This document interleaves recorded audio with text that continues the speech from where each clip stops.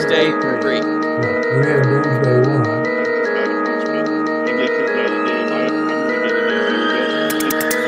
No question in my mind.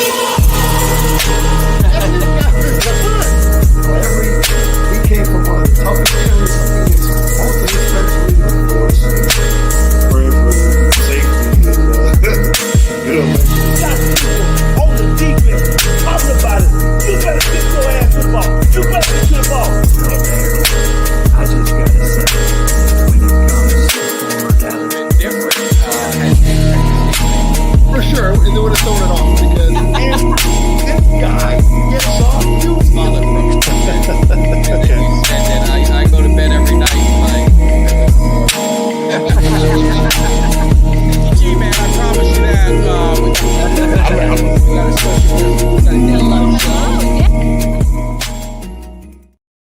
What is up, Cowboys Nation? Boy, Mike Tag here, Kelly K9. I see my man Nick's. He joined in, so we're going to get him hopping in a minute. But first of all, man, thank you guys for everything. We've had a huge run of subscribers. Kelly, we've been on fire the last 2 weeks. I don't know if it's misery loves company or what it is, but we definitely appreciate it. So those you guys are new, make sure you guys hit that subscribe.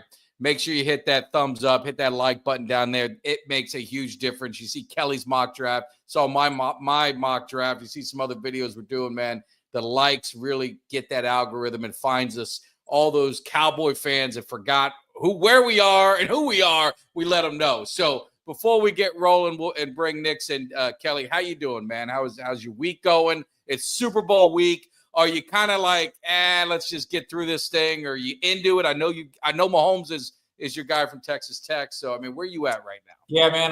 Well, first of all, I just want to say, one, thanks to all the new subscribers. Hopefully they're not just a bunch of people that are, logging into this thing and following us so that they can laugh at how fucking far that the Dallas Cowboys have fallen. Hopefully it's fellow Cowboys fans that want to kind of, they want to come along and want some therapy sessions from us. You know what I'm saying? So, but yeah, no, I'm doing good, man. I mean, just staying warm. As far as the Super Bowl goes, look, I mean, if, I'm not one of those people that obviously I would be rooting against the Eagles regardless, but my whole thing is I'm excited for Mahomes to pull that three-peat, represent for Texas Tech, because by the time it's all said and done, if he can pull off this three-peat, there's been a lot of debate about where he'll fall in with the greats, but my main thing is how good it looks for the University of Texas Tech. He's been a great supporter. He's been a donor for Texas Tech, so he continues to make money, continues to win Super Bowls and endorsement deals. That means more money for the University of Texas. That means Texas Tech. That means more exposure for Texas Tech, recruits, everything, man. So I love it. But at the same time, there's a little bit in the back of my mind, man, that's dreading this thing, man, because there's that part of me that knows that any given Sunday, and if the Eagles win, it's just going to cap off what was a shit year for me, man. It's just going to cap it off with more shittiness. I took Monday off, so I'm off Monday regardless. So I'll go completely dark. If the Eagles win, I'm just dark. You ain't going to hear nothing from me. You ain't going to see nothing from anybody. It'll be at work. But hopefully that'll happen. Mahomes pulls out his Mahomes magic, gets his shit done. Yeah, absolutely. I think we got our guy Nick's here. Let me see. I see the mic, but I don't know if I see the face. So let's see if we got him on there, man. Nick's, how you doing, brother? You there? Yeah, I'm here. I don't know what's going on. It keeps telling me my browser or something or another is using the camera, blah, blah, blah. I don't know. But if you can hear me, we're good. We can hear you. Maybe we'll see you, but as long as we can hear you, it's good. How you doing, man? Yeah, first of all, go ahead, Kelly. No, so we can hear him. There's that unmistakable voice of Nick's. Absolutely.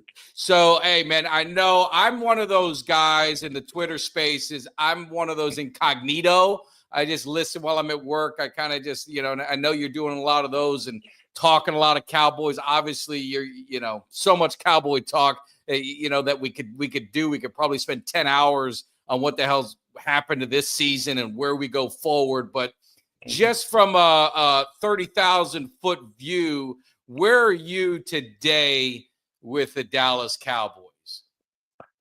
Yeah, I mean, this is about as close as you're going to get to a rebuild, fellas.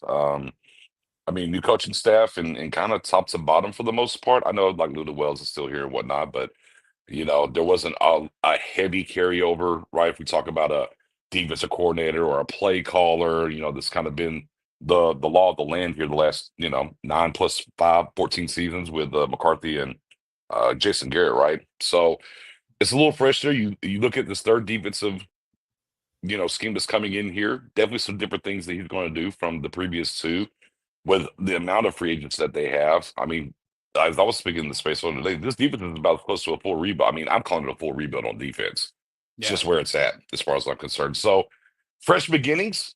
The great part is you have a Deron Bland, you have a Michael Parsons, you have a CeeDee Lamb, you have a Dak Prescott. So the skeleton or the framework, if you will, is a little different from a rebuild because you're not having to go find the quarterback right now and your dominant number one pass rusher, your dominant number one receiver, and that outside corner that can lock somebody up. So, but all intents and purposes, though, it's a rebuild. But boy, talk about a full year of just, I mean, from the Green Bay playoff loss all the way to the McCarthy thing, just a full year of downtrodden times, if you Yeah. will. And we get to this coaching staff. Look, I know a lot of people wasn't really enamored with how the head coaching search went. But from that point, you turn the page. Here's Schottenheimer. He delivered a message and his vision and what he felt it needed to be. I would say thus far, the guys that they're bringing on from the coaching staff align with what he said his vision is. And now we go to the next step of free agency and see how that aligns with what the vision is. So, yeah, I mean, it was a bad year. You turn the page, feel a little hopeful about what Schottenheimer had to say. A couple of great hires where we're talking about White Cotton, the defensive line coach from the Jets, or we're talking about Adams, the offensive line coach and run game coordinator over there from Arizona, who's now our offensive coordinator. And we strap up and see where it goes from there. Yeah, and no, I agree. And one of the things that Kelly and I talked about, we did a whole show on it. And obviously, it's a hot topic with Cowboy fans is the culture. And you have former players. Mhm. They still talking about the difference. Hendershot talked about it today, and it got to a point. I'm guilty of it too. A few years ago, you had Schultz and you had these other guys talking, and I just kind of laugh it off and say, these guys. They're always talking while they're out the door, and and Cowboys got them the contract and all that. But I guess where there's smoke, there's fire. So maybe Kelly, what's your thoughts on the culture? And then Nick's, love to get your thoughts Sure. as well. You guys in the chat as well.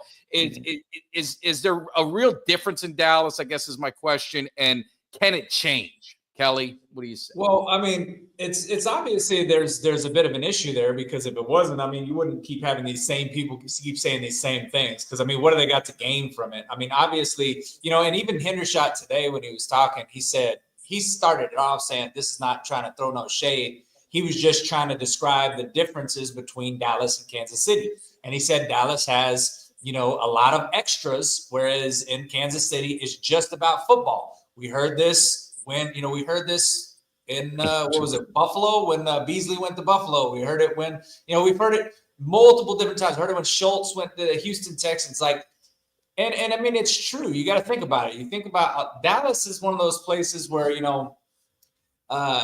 talk about like troubled players. Remember, they'd say that a troubled player, Dallas is not a good destination for him because of all the stuff that they can get into. And I mean, it's kind of because Dallas is like a soap opera. I mean, you've got this owner, Jerry Jones, that I feel like kind of enables some of this behavior because, if you think about it, I really don't know a coach that has coached there besides Bill Parcells that is a guy that really is like a feared guy amongst the players or a disciplinarian where it's like, it's like he's gonna put his foot down and you can't mess up with this guy.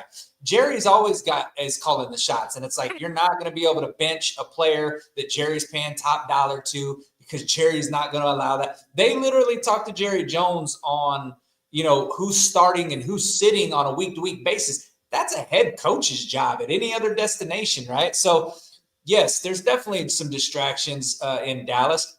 How big they are and can they be overcome by Schottenheimer and this new staff?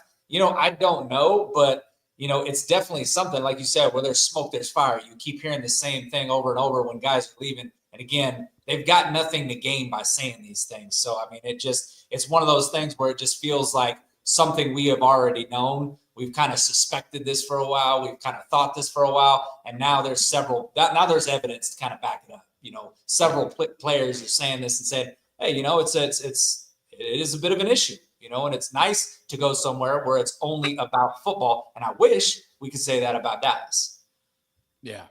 What do you say, Nick? Anything to add, or I'd also maybe you think can it change? And I mean, can it, because it starts at the top, right? Well, yeah. I mean, can they change it, or are we in too deep?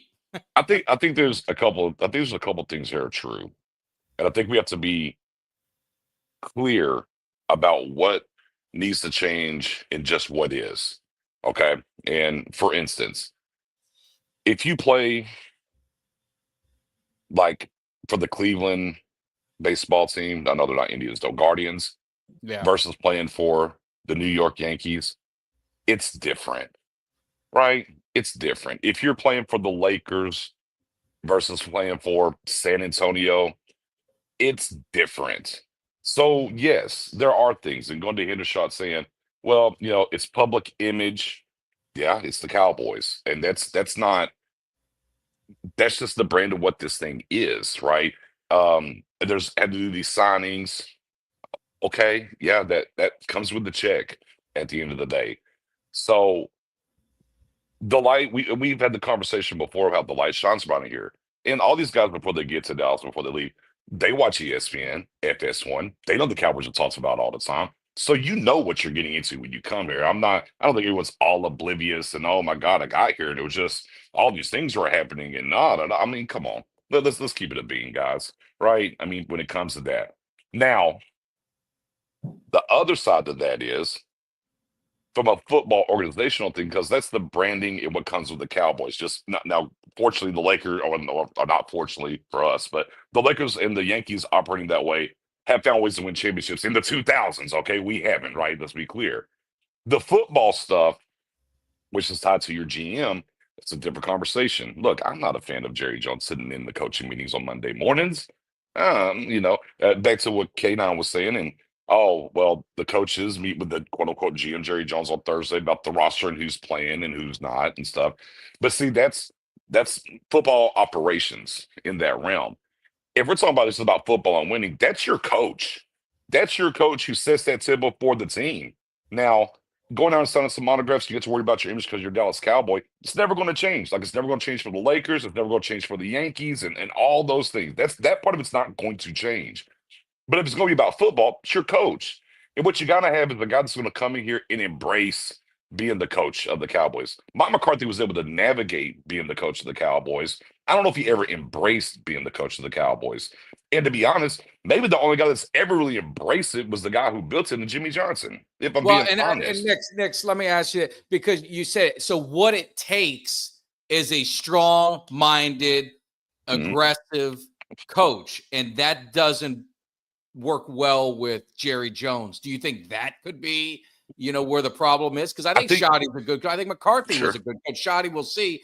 But, something's not working. And the two coaches and Bill Parcells, I would say, had success because anybody who could take Quincy Carter and Troy Hamburg to the playoffs is got to be a damn good coach. But, obviously Jimmy Johnson and Bill Parcells are the two that had – the rebuild and success, but they were headstrong guys. I mean, they dominant. The media went to them. They didn't go to Jerry, and I don't think Jerry likes that. So you think that? And when Garrett said it, right? And Garrett had an interview about a week before the Schottenheimer hire, and he said it, and I buy what he said for sure. He's like, you have to be a good communicator if you're going to be the coach of the Dallas Cowboys, and that way you can communicate to the team the vision and what you're about, and your identity, what it wants to be. But you can also project that upwards to make sure everybody's in line to the upper management. And he said the years that we stayed very close to that, we had good years. The years that we didn't stay close to that, we didn't have the same success. So it goes back to, right, it takes top down anyways when it gets into that mantra of championship organizations. And you have to be that. But Clay was down at the Senior Bowl and said, on record, look, the coaches have a lot to say here when it comes to the draft and how things operate. And I mean, Will McClay is, talked about the coaching search and how it went. The one thing I can say, and again, this is what's being said in the hires. in that realm of can it change, right? What did he say? We need guys that love football. And I don't know if y'all saw Demarion Overshawn quote tweeted, or he put in the quotations that statement from him with a gif of a guy running through a brick wall. If you remember about a year ago, Jesse Holly was on a show and says, I don't know if enough of the people on the Cowboys love football. And he got kind of roasted for it a little bit when he said it. But now I hear the head coach who's been here for 3 years and says, we need guys that love football and we got to change the culture here. Well, there's something to be said there when it comes to that, because there are a lot of players, and I'm not saying how many guys on the Cowboys are this way or anything, but there are players in all sports that love what their athletic in the sport brings to them, maybe not so much in love with the game. So you want to be coached hard, right? It's a different coach. Jimmy Johnson, be clear, I don't think Jimmy Johnson can coach. Like young Jimmy in this league and how players are now, I don't think that can happen. But you got to find the medium. And I think the medium is you got to find players that love football and want to be coached hard. And that's where it has to go to. Now, Brian Schottenheimer can do that. The question to can the culture change? Absolutely. But the outside stuff that Hendershot was talking about, brother, that's never going to change. Just like it won't for the Lakers, it won't for the Yankees, and it damn sure won't for the Cowboys. Yeah, no, I agree. Kelly, anything else to add to this? No, I mean, I definitely don't disagree with that. It's just, one of the things that when you touch on that about, the embracing being the coach, I think, unfortunately part of it that I think is an unnecessary part of having to embrace it is having to embrace Jerry Jones, because no other coach, no 31 other teams has to go through what our head coaches go through with Jerry Jones and running the press conferences, having the radio. I mean, how many times do we see, something where Mike McCarthy might say something and then Jerry Jones comes out just contradictory to what Mike McCarthy just said, like basically undermining the head coach on whether it be an injury decision or whether it be a decision to start or anything like that. If you were a player and you were seeing that, it's basically like the scenario of, if dad says no, I'm gonna go ask mom, and mom's gonna say yeah. You know what I mean? And so why am I gonna listen to my dad if I know mom's the ultimate authoritarian here? And that's kind of how it feels with Jerry Jones, which makes it feel like, in terms of some of these players and kind of what goes on around this locker room and around this team, that what reason would they have to really? I mean, obviously they're competitors and want to compete at the highest level, but I mean, what fear is there installed? I mean, I know when I played sports, I mean, part of the reason why I respected my coach so much in both sports that I played was because I feared him. If I did something wrong, it's my ass, right? But I feel like I don't feel that Mike McCarthy at any point could have come in. Let's say that, Dak Prescott, I'm not saying he did this or anything, but Dak Prescott, CeeDee Lamb, out after curfew, doing some things they aren't supposed to, show up late to a meeting. I mean, Mike McCarthy's not going to be handing down discipline them, in my opinion. I didn't never see that from him. And I don't know, maybe I'm completely off base in this, but that's just kind of what it feels like, is that Jerry Jones is the parent that's in charge, and whoever the coach is just kind of has to deal with that. I just don't think that's conducive to winning. Yeah. And that was confirmed. I mean, to echo what you said, I got confirmation that those things, that you had a player that was late to meetings all the time, not really focused, not really in it, and he never got suspended, not to the very end when it really didn't matter. It was always just kind of overlooked. And it's just like anything in life. If you see, in sports, I don't want to say too much because someone might know what I'm talking about, but in sports, when you have people that are part of a team that don't show up and they still are able to participate, and then they tell you they're not going to be at practice and they're going to go to the games late, or they're going to show up late, that trickles down and it poisons the whole team. So that's where, to your point, if you got players that aren't held accountable and they're being able to kind of slide, what's that tell the other guys? Well, shit, man, if he could do it, I could do it too. It ain't gonna do nothing to me. So the fear factor is definitely a problem, I think. I mean, maybe so, but I mean, on the same token, they went 12-5 3 straight years with all those issues. They just couldn't solve the pieces of the puzzle in the playoffs. Yeah. So No, conducive to winning. Yeah, they can win. Ultimately, they haven't won, and I don't disagree. The things that piss me off are football operations. And that's the thing that really gets me aggravated. Having to go sign some kind of deal at Canes or We're doing the Salvation Army at the hospital and whatever. All right, bro. I mean, it is what it is. Yeah. Schultz was talking about, oh, we were lifting weights. They were banging on the glass like the zoo. If you've been on I've those never. tours, yeah, if you be on those tours, ain't nobody beating on the glass. They're not No. going to allow you to be on the glass. And also, too, right, be an adult, right, when it comes to that. And if you know when the tours are going, don't go when the tours are there. Shocking how you can change that. The problem is whenever you have player for me, right, the bigger problem is when we have a player talking to Jane Slater the season is over and exit interviews and off the record said, man, it'd be nice to get maybe like one, maybe two more people in the training room, in the weight room. I mean, I know it costs money. Like, it shouldn't cost any money. That should be done. Football operations like that. But see, that's the problem though. When you don't nail the small details down like that as an organization, then you are going to miss on the bigger things, and that's not going to be conducive to winning. And those are the things that really frustrate me when it comes to this front office and how they operate. You got 3 guys in the training room. Go hire 2 more. It's not going to count against the salary cap. Yeah. And to your point, forget the coach and Jerry. Look, Jared going one off through the fan, and then a few hours later, Steven will go there and they'll contradict themselves. I'm like, my God, guys, how about the same page here? The same page would be nice. And those are the things. And look, from a player standpoint, I can understand being frustrated with that. But that's not what they're telling me. Because guess what? The Kansas City Chiefs, right? You had the brother on TikTok doing all kinds of crazy stuff. Hey, Taylor Swift's in the building and everything. So I hear it's all about football. I think that's what the coach is driving for sure and how it operates. But there's extenuating things that are happening there that are not about football to a certain extent. But yeah, I just, for me, the coach, to y'all's point in how it's in where we're at, I just need the coach to embrace it. Yeah. Like you have to understand what it is to have the star on. It's not the same here. Like you say, K9, it's never going to be the same here for another coach that comes here. Absolutely. For better or worse at that point. But you got to be someone that understands that because when you take the job, you know what's coming with it, right? And embracing to get there. And now it's, hey, we'll see. If Schottenheimer can get it here and get it rolling, awesome. And I'm in this corner for it. The one thing I will say, which am I conducive to winning and going, McCarthy, we wasn't really ever quite sure what the identity was. The run game was kind of tacked on.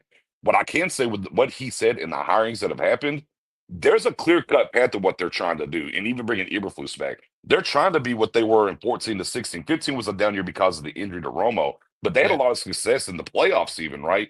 In 14, the Dez catch, non-catch. 16, oh, you're the number 1 seed. They just want to upgrade it into what this millennia is. But that excites me, and there's an identity here. It should be about us running the ball because that's who we've always been as the Cowboys and played off of that. So we'll see, man. Look, obviously the immovable boulders, I say, is the Jones family, and they're in the front, and man, they ain't going nowhere. Well, that segues into our next, segment, and it's the Cowboys philosophy. And I make sure I didn't spell that wrong. But do you think they're open to change? We heard the all-in. That pissed everybody off because they didn't really show all-in. And now you're hearing Stephen Jones talking about, well, maybe we need to look at doing things different and maybe get more active in free agency. Obviously, you're bringing Chatty in and you're changing that. You kind of got all new coaches. I know a lot of people were upset about Al Harris and he needs to be the coordinator. But I'll be honest with you, and I'll let you guys comment when I'm done yapping, is I wanted everybody gone. If you're going to clean house, man, let's just start fresh and let's just get all the new coaches, new eyes, and new everything. But could Jerry be the wheeling, dealing, kiss stealing son of a gun and go get Myles Garrett? I don't know. What do you guys? I mean, what do you think, Kelly? Could the philosophy change? Obviously, actions speak louder than words. We've been duped before.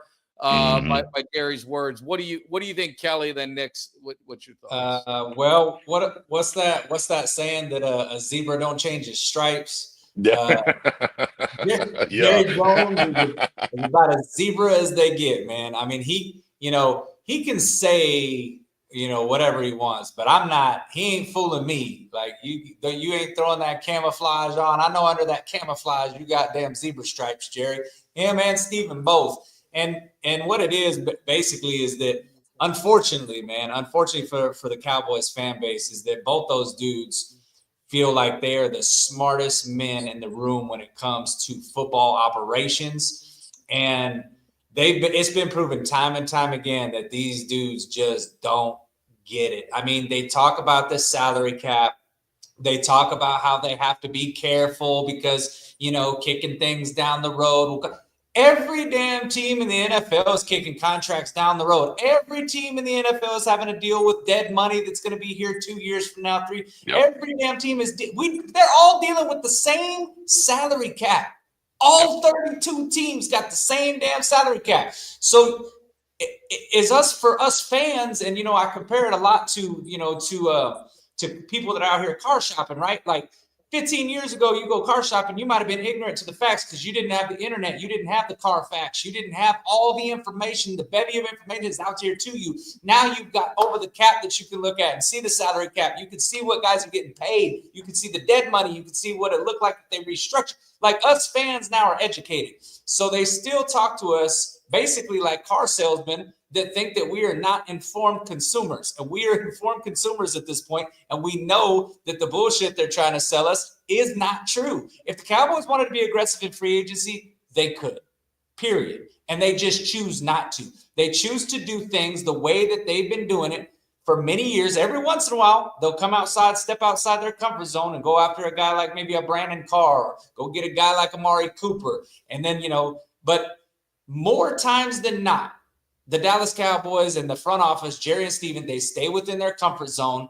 They go after guys that they're comfortable. I mean, honestly, at this point, I wouldn't be surprised if they went out and got a guy like Cooper Kupp. He's an old, aged veteran. He's got not old, super old, but he's an aged veteran. He's got a lot of injuries. He's played one healthy season in the last 5, and we're a team that just dealt with a bevy of injuries. It'd be just like them to go out and get a guy like that who probably wouldn't play a full 17 next year with the Cowboys either. So, I mean, I don't know. I don't believe them for not one damn second. It's like I told you last week on the show.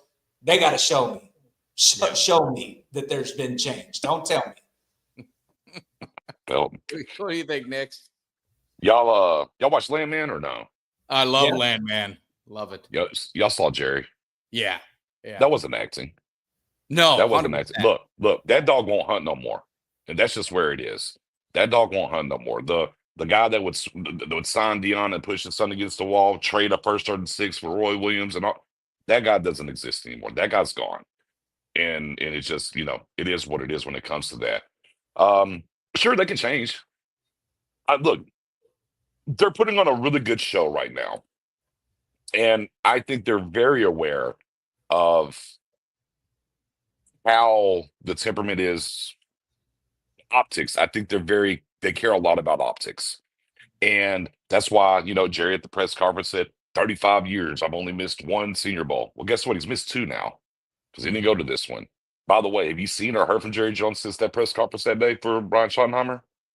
No, you haven't. Hey, when they got down there, you heard Will McClay talk maybe more than we've ever heard him talk at the Senior Bowl, and talking about how the coaching search went and what they want to do there and how the coaches have a say, right? That's a different message. You had Stephen Jones talk about it. He echoed and actually repeated the words, believe it or not, he didn't mix it up, of Brian Schottenheimer. We have to marry the run game to the pass game. He even went as far to say, when he was down at the Senior Bowl, he says, yeah, Osa's a top priority for us. Didn't mention Pye when he talked about re-signing Osa even. And then even went on as far to say, as Eberflus is coming in, obviously we want his input and what he thinks about the situation as we move forward.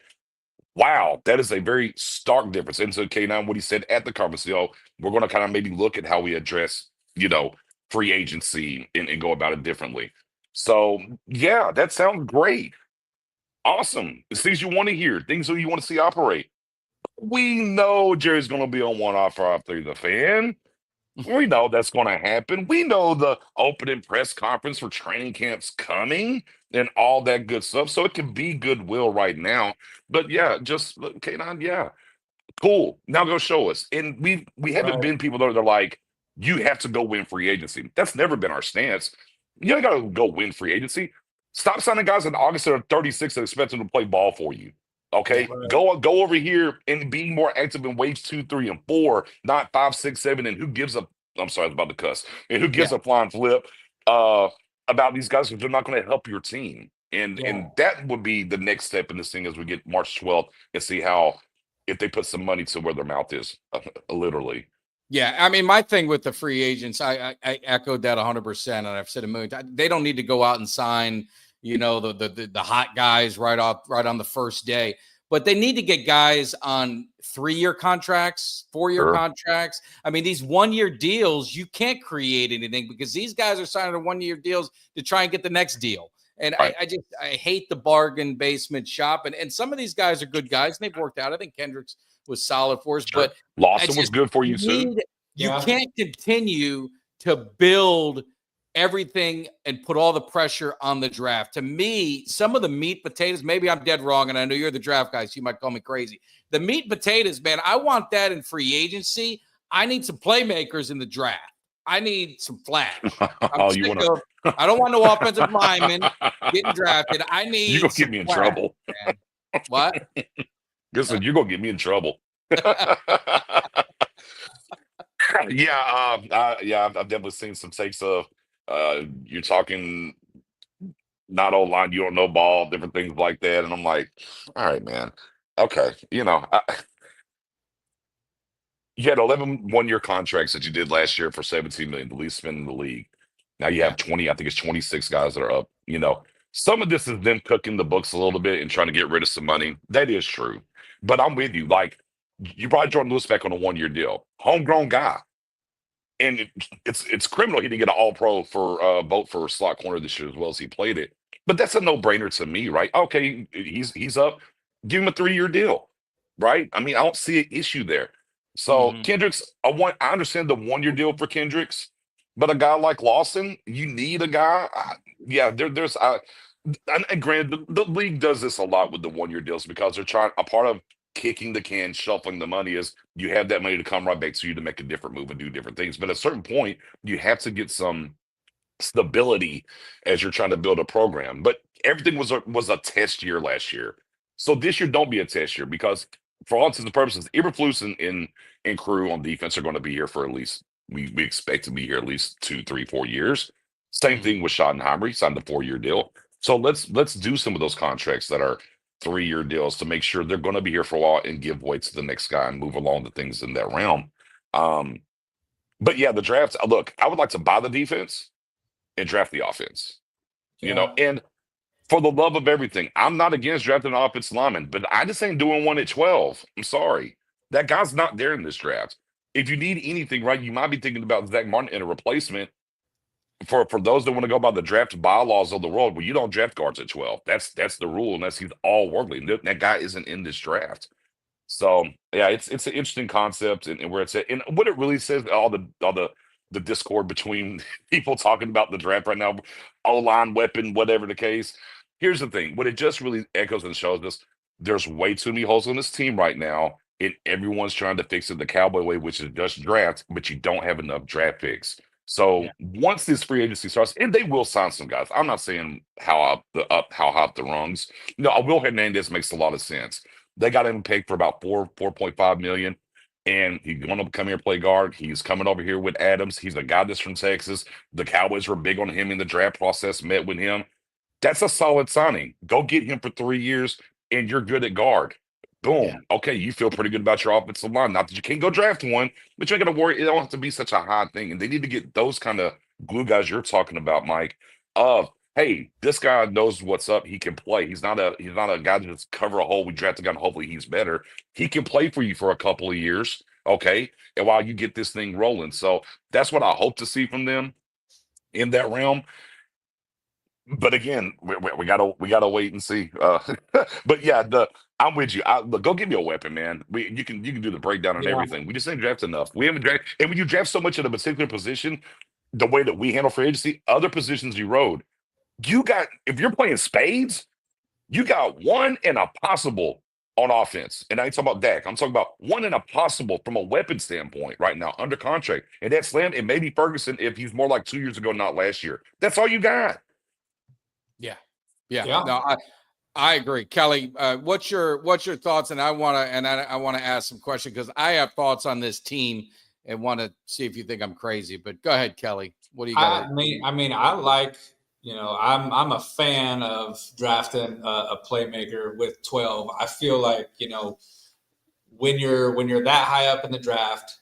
Unless you're sitting there thinking, you know what, we're not going to make a run at this thing and we need to start building for the trenches. If you're one of these bottom teams, and there's a guy there, and you need to draft offensive line. You're having to draft for need to do that. I don't think the Cowboys are doing that. I mean, they just signed Dak to this, to this extension. You bringing in a new coach.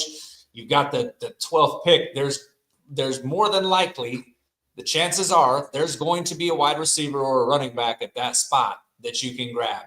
And I think that I agree with you. I think that you can grab some of these free agents and kind of, like Nick said, build that defense. Even if you needed to, like you said, maybe not a day one guy, but maybe a 2 or 3. If you feel like you need to solidify the line a little bit more, go out and get a guy in free agency that's a day 2 guy that, may not blow the doors off guys, but I mean, it's going to be a guy that can go in and can start. And it's a veteran guy that that you can depend on that fits your scheme. I think that they're capable of doing something like that if they, do like Stephen Jones says and actually approach this a little different and look at this like, hey, we could fill these holes here. Some of the free agent, let's utilize free agency, go for the draft and try to get these playmakers. Wide receiver, running back.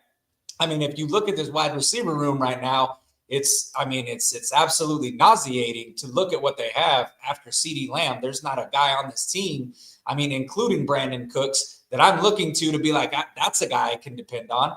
I mean, none of them. And I feel the same way about running back. Now, Rico Dowdle, did he do an admirable job? Yes, he did. He also padded up a whole lot of stats against really shitty run defenses too. So I'm not sitting here looking at Rico Dowdle going, you know what, that's the guy who's going to be my RB1. No, we need a guy to be to be our starting running back to come in. If you want to pair him with Rico, cool. If you want to draft another running back later in the rounds, maybe in the 5th after you get a first, so that you've got 2 guys that you're like, hey, we're really solid. This will be our running back duo the next 4 years. I'm fine with that. But I think the offense needs the help the most because like I said, you just signed your quarterback, made him the highest paid quarterback in the NFL. What is the point of doing that if you ain't going to give him the weapons to cook or the ingredients to cook? Like, there's no point in doing that. You might as well have just not signed that, blown the whole thing up and said, we're in full rebuild mode now. That's not the case. They need playmakers. So I'm 100,000% on them drafting a playmaker with the 12th overall pick in the draft. Yeah. I will say this real quick for you pivot. Yeah. And at the risk of me being tar and feathered by everybody in the comment section, if Mason Graham gets to 9 or 10, I trade up for him. That's my only caveat. Mason Graham is the dude, and I know he's a Michigan guy, right? And that's thank you, because what I've said is, I know we need weapons, but we need playmakers, and with us offensive defensively, we need playmakers. So if a Mason Graham can get close enough to you, hey, I would be all in there and wouldn't be mad at it, for sure. Yeah. I wouldn't be mad at that either. And I mean, honestly, if it was whether it was him or even if it was a guy that was going to be a game wrecker as an edge rusher, I would take that too. I mean, I'm not against either. I'm not against any of that. But what I want a guy that is going to make a significant impact, whether that be on defense or offense. And you just really don't get that from an offensive lineman. You're not going to draft an offensive lineman that's going to turn the fortunes of the offense or the defense. But you can draft an edge rusher or a guy that's in that interior line or a running back or a wide receiver that can come in immediately and you notice the difference on defense or you notice the difference on offense. You're going to notice those guys, and that's the kind of guy the Cowboys need at 12. And I'm hoping we get him because I feel like there's going to be a handful right now of guys and possibilities that we're going to be able to grab at that 12th pick. So we'll see. Thanks.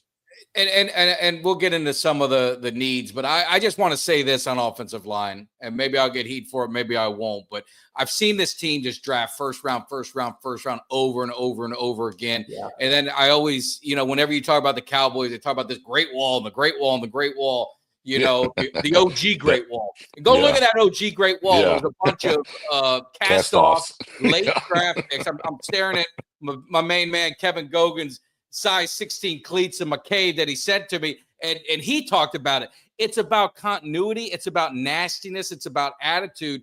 And, you don't need to be a first-round draft pick for that. You saw Beebe. They get him in the 3rd round. We've got Tyler Smith, the first rounder. You got Guyton. If you trust this staff, then he's gonna take a leap. And I think you can, if you've got weaknesses, like you said, you can go get and sign, Hernandez. Hernandez. Go get a veteran guy. But I'll be the first. I don't want no goddamn offensive lineman in the first round again. I need somebody that is going to light the scoreboard. I need somebody who's going to hit the quarterback. I need someone who's going to wreak havoc.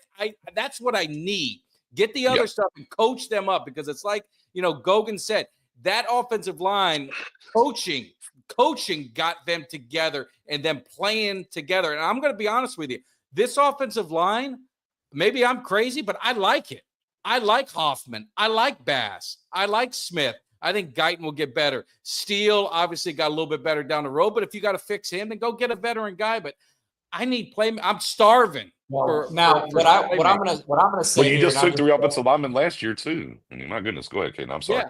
I just wanted to say, and I don't know how much he'll get, out there, because he is getting a little bit older. He's 31 years old. But something intriguing to me. I'm not saying that I don't like Hoffman, but if we're talking about Zach Martin and his future's kind of up in the air, one guy I think that's intriguing is that Ryan Kelly, the center from the Colts, is a free agent.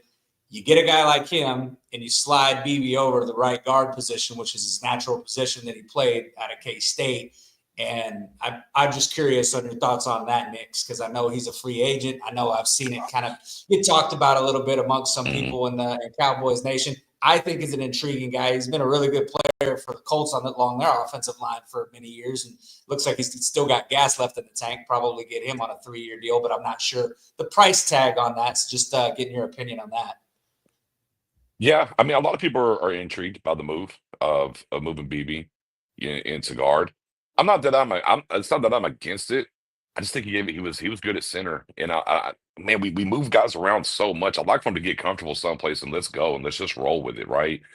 We've done so much position flex over the years. I mean, going all the way to the Byron Joneses of the world, so on and so forth. I'm not against it, but I think, like, if you're going to make that move, what I would say is then he's a guard moving forward. That's where I'm at. I'm okay with the move, but cool. Let him be a guard moving forward then. So if you don't want to go the Hernandez route, you want to go a center route in free agency, I have no problems with that. But let's make sure we're certifying that he's going to stay there. Look, just like with Tyler Smith, I don't want to hear Tyler Smith talk a left tackle no more. He's an all-pro guard. He's a guard, right? Yeah, all right. There's, I get it. If the injuries mount up and you have to do an emergency, sure, that's completely fine. But just from season to season, all right, hey, these are the guards. This is how we're rolling. In case of an emergency, sure, we can shift and do something, but don't play with it. So I would say, yes, I am okay with the move there. I'm with you. If they're going to move him over to guard, completely fine with that. But let's make sure it's for the foreseeable future, not just we're going to do this because we're going to sign this guy for 1 year and next year. Like, well, we need a center again. Hey, Cooper, get back over there and play center again. Right. Yeah. No, I mean, I agree 100%. And hey, real quick, man, we got over 560 you guys hanging out in the cave, man. Do us a favor. Go over and make sure you're on YouTube, of course. Hit that like button, hit the subscribe if you haven't already. We got your guy Nix, a Twitter legend and Cowboy. I'll say expert, man. He knows his stuff, man. He knows the draft, he knows the team, he knows the culture. So Kelly and I are mixing it up. Now we want to get into the needs and in the priority. And we talked about playmakers. One of the things, we'll forget if a man from Michigan were to drop, but wide receiver, running back in the first round. If Genty's there, is he too good to pass up? Because everything I've done, and I'll trust your judgment. When I don't take a receiver early, it kind of, it winds down a little bit by when you pick again. And I mean an elite receiver, getting that where running back seems deeper in this draft. So what would you like to see the Cowboys do if you're with, that choice of Genty or a receiver? Yeah, if the stack's Genty, Double E from Ohio State, and maybe the kid from Missouri. Yeah, I'm turning to the Genty guard is where I'm at, and you're not wrong in that the running back class this year is really good, really good. Why would I want the best one in the class then? If it's a great deep class, why do I want the best one instead of the maybe fourth best wide receiver? I mean, if it's look, Ted McMillan's is the only one that for me where I'm like, if it's Ted McMillan and Genty, I'm probably going Ted McMillan out of Arizona at 6'5". I think he's Mike Evans reincarnated. But does certain things better than Mike, and there's certain things Mike does better. But again, 6'5" guy, he can do everything. That would be the only one for me that would give me pause from a wide receiver standpoint over Jincy is where I would be at, because the thing about Jincy, and not to be hyperbolic, his contact balance, and you look at the things that he's able to do. There was a guy that wore 22 around here that had that same kind of thing. Remember, well, he don't have home run speed. All these little things and whatnot when it came to the double deuce, and he kind of has some of those things. Not saying that he's Emmitt Smith by any stretch of imagination. Be clear, but yeah, man, I just look. I would feel just fine getting Jincy at 12, and then I backdoor to end up with a Restrepo in round 2, who has some Amon-Ra Brown-esque qualities to him. Or even if you went into round 3 and I ended up with a Tez out of Oregon, I'd still feel pretty good about what we're getting back in that realm. So, yeah, I mean, Jincy versus Double E, and that's who I like more than Luther Burden from Missouri. I like Ibuga better, but yeah, it would be Jincy for me. Yeah. So when I look at the draft, at least the first that first 11 rounds, do you think it's a pretty good because when I keep looking at it, every time I look at it, I feel like it's a pretty good possibility. I know people have said that Jincy's going to get drafted, but when I look at these teams and I look at their biggest needs, all the teams that are in front of us: Tennessee, Cleveland, New York, Patriots, Jacksonville, Raiders, Jets, Panthers, Saints, Bears, and 49ers. I don't really see any one of those with running back being their primary need. Now, obviously, if it's a team that just doesn't feel like they're going to do anything this year and they want a building block and they decide to go out and get a running back, maybe. But what are the chances you think he gets to us at 12, though? You think that's a pretty good chance? I'm gonna give you a team that you should be worried about. I'm sorry. I think you might have to worry about Tennessee. Who's the coaches over there, real quick? The Callahans. Yeah. You know what they like to do, right? Like run the ball. Yeah. Guess what? Who just left the building from over there? Derrick Henry. I'm saying they have Tony Pollard. He's the flash guy. You might need that other guy. I know he got the Todd Spears a couple years ago, but that wouldn't preclude them from going that route. If they don't like a quarterback, right? Maybe they want to run it back with Will Levis or whatnot. I could see them going to Jincy and trading back again. Maybe stick and pick. I mean, I think people were surprised where Bijan went. Let's not forget that either, right? Yeah. And how high he ended up going. And then people were surprised by where Gibbs went. Gibbs went higher than people thought. Yeah. Sure. Absolutely. So, it's just one of those things of, I'm with you. I see a path where he makes it to us. Absolutely. Yeah. But it only takes one team that says he's the guy. And we'll figure it out, but we won't say this guy because we think he's that special. Yeah. Well, I don't think it probably helped our cause in terms of Jincy getting to us at 12, that this year kind of seemed like the resurgent year of the running back. Sure. Right. I mean, you got Saquon Barkley out here, running through defenses, and he's in the Super Bowl. And you've got Derrick Henry that, granted, the Ravens didn't make it as far as they wanted to, but I mean, you just had a lot of running backs. You had Josh Jacobson, Green Bay as well, and what he did up there too. Yeah, exactly. All these free agent guys did a great job. A lot of guys that came out there, and those are all free agent guys. Those are all guys that were change of scenery guys, going to different places and making big impacts. In year one. So I think now you've gotten teams, kind of looking at this thing like, you know what, maybe an elite running back really is the way to go. It's all that talk about devalue of the running back position within the last couple of years. Now all of a sudden that running back position's right back at the top of the heap again. What would you do if Dallas didn't draft a running back in this class? That tells me they must have did something really awesome in free agency then. Yeah, exactly. Oh my God, they must have did something great in free agency. I mean, I was pissed last year, but I'd be even more mad. But hey, man, you brought my guy from the U up, so I just wanted to ask you. Sure. I love Restrepo. He's actually from my hometown. Not many guys come from Coconut Creek, Florida, but he's from down there. I love watching him play. I would love to see the start of his helmet. My one question was, if you got him in the second round, will he take enough of the pressure off CeeDee Lamb, or do you need to, do you need that bigger receiver? Because that's what I keep hearing. You got to get a bigger receiver. What we keep hearing that. Skill set good enough to do that? Yeah, we keep hearing about the bigger receiver. And look, and I love Tevin McMillan. And I don't disagree about getting a bigger receiver. They're always nice to have catch radius the whole nine. But again, if I'm listening to Schottenheimer, right, and this is what the conversations I had leading up was, what does he want to run? Who are the next head coach is going to be and everything? What are they trying to run, right? And he's saying we're trying to go be basically the Shanahan scheme. Well, there's not real big guys in the Shanahan scheme, if we're being honest, right? So again, Restrepo, who absolutely made him earned him a bigger bag at the Senior Bowl, be clear in what he was able to do out there. I think a lot of receivers did a good job at the Senior Bowl too, and earned them some money and put themselves on the map where a lot of people didn't know them. But again, from Restrepo, and I'm gonna borrow from my guy, excuse me, oh Lord, and then of course I forget his name. I'll look, my bad, Cowboy, my fault, I forgot his name. Anywho.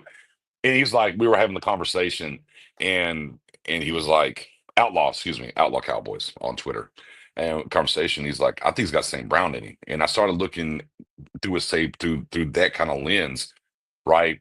Horizontally, what he can do, the different kind of routes that he runs, and you kind of start thinking about some of the Shanahan tree. I think absolutely he could do that because Brandon Ayuk's kind of their vertical guy, right? To a certain extent in that San Francisco scheme. Well, Lamb can do what Brandon Ayuk does, right? So, I mean, yeah, I think what Shrimple's able to do and have to pay attention, I think he can. 5'10", 200, he's got enough size, he's not Cole Beasley size or Deuce Vaughn, who's on our team right now, if you will. So, yeah, no, I would be comfortable with a guy like that. I think absolutely again, we're marrying the player to the scheme, right? And that's what you want to see. And if their passing scheme and what they're trying to get to is that McVay, Shanahan type situation, right? Look what Cooper Kupp did in that kind of scheme, right? That's what Restrepo can bring to you. So if anyone's ever watched St. Brown and what he does for Detroit, I think that's something that Restrepo can do in the league on the next level in the right scheme. Yeah, that'd be awesome. What do you? And I know you're a guy that lives, obviously you're, heavily invested down here in Texas area, guys. So I know you know about Texas guys. Now, what about a guy, two wide receivers that in particular, one from TCU, I think probably second round, Jack Beck, 6'2", 215 pounds. I like him as a second round pick as a wide receiver. There's somebody just said that in the chat. And then you've got another guy from Texas. You've got I think Golden probably goes before him, but then you've got Bond. Golden and Bond, two other Texas wide receivers. What do you think of those guys at receiver for? I think Bond obviously has unlimited speed. Yeah, right. That's what he has. Route running nuances aren't quite his thing though. In how to settle down in the zone and do different things. Take some foot off the gas to get to a particular point. To me, I got Bond in the third round right now. But the speed, but the speed, someone's going to look at the speed and said, I can get him there, so he might go higher. Beck is a high floor guy. I don't know if he's a high ceiling guy, but the Cowboys kind of need some high floor guys. Be clear, guys already hit the ground running and can be major contributors right away. And I think I'm gonna throw Savion Williams in there real quick too from TCU, and I'll get to Golden. Because Savion Williams to me is a higher ceiling guy than Beck, but he's a lower floor guy than Beck. So I don't know if he's going to hit the ground running as quickly, in some cases, when you look at that kind of talent that he is, he might not ever reach his potential. It's there, but can you get it out of him? Where I think Beck comes in, he contributes right away. How high that ceiling goes, maybe not as high as what Savion's can be. Golden's intriguing. Now, wow, I would love for him to cook one more year and come out, but Golden's really intriguing. And he's a guy, if he was to make it to 44, I would turn the card in and not worry about it. I'm with you. I don't think he's going to make it to 44 personally. But Golden would be the pick for me. If I was ranking them, Golden, Beck, in that order, and Savion would be the picking order for me with those three guys. Okay, nice. Yeah. We got curious on your take on that. We got a super chat. Wilson from the Jets is a free agent. He's a number one guy. Genty in round 1. My question is, if we wait till round 2 for a running back, which is fine, is there a D lineman worthy of number 12? Is Garrett Wilson, he's a free agent? He not a free agent. He wants out. Yeah, he's apparently unfollowed the Jets and everything and pretty much wants to leave. Okay. Yeah. But I don't see the Cowboys paying anything that for him. But yeah, I mean, the thing is, he's still on the rookie deal. You would have, quote unquote, 2 seasons left of contractual control. His 4th and Okay. 5th year of his contract is where it would be at. I love Garrett Wilson. Would the Cowboys? It's probably going to cost you a first. I don't know if you can I do was it for gonna a say second. you're gonna have to give him pick number 12 for Garrett. I feel like. Yeah, and I don't know if I could do 44. I'm in. 44. I would be in. And historically, if we talk about the Cowboys underneath Jerry Jones, historically, if they do make a splash move, if we're being honest, it's wide receiver. I mean, we can go down the litany list, whether the Joey Absolutely. Galloway, whether it's Roy Williams, Terrell Owens, the trade up for Dez Bryant, the trade for Amari Cooper. Like if they splash, it's typically wide receiver that they splash on. But again, Right. Garrett Wilson for me would be 44. Sign me up. I know people are going to say, but you paid Lamb. You're going to have to pay him after next season. I guess what? They Worry can do about it. it I don't then. care. Yeah, I ain't worried about it. Yeah, I'm not worried about it. It ain't my money. Look, go get it. That's a certified weapon that's going to hit the ground running, and that's a great duo, right? And that's what we're looking at in the league in general. Jefferson Addison, Brown Smith, right? I mean, you just look across the board, these teams that are successful, they have those kind of duos in that realm, and we just haven't gotten that. Unfortunately, we were hoping Brandon Cooks would be able to do that. Some things happened, it didn't work out that way. But boy, you would have a nice 4-year set there, maybe 5 even, of the Wilson and Lamb era, and you'd feel pretty good about it. At 44. I can talk about it at 12. Oh, it's a steep price to pay, y'all. I don't know if I could do it at 12. No, I wouldn't do it at 12.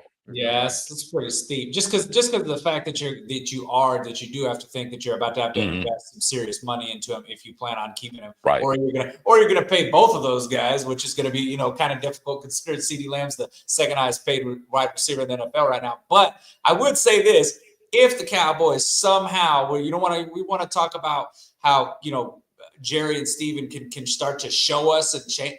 I mean, regardless, whether they gave up the first or the second, if they made a move like that and brought in a guy like Garrett Wilson, they flipping me around. I'm doing a 180 from negative town, and I'm coming back to this is our new town, baby. The Cowboys came tailgate party back on, man. I love Got it. him. Yeah, he's like, got him. Yeah, He's like, got him again. They got me. They reeled me right back in.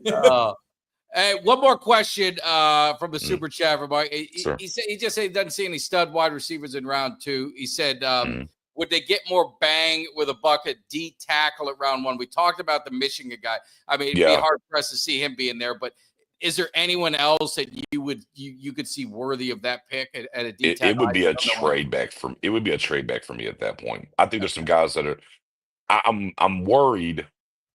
You know how the tight end run went a couple years ago? It started happening at the end of round 1 and then got wiped at the beginning of round 2. Yeah. I'm worried that's what's going to happen with defensive tackle. I have a feeling you're going to see a couple go before we get to the end of round 1, but I think there's a propensity here that we're going to see a run and feel some type of way about that run.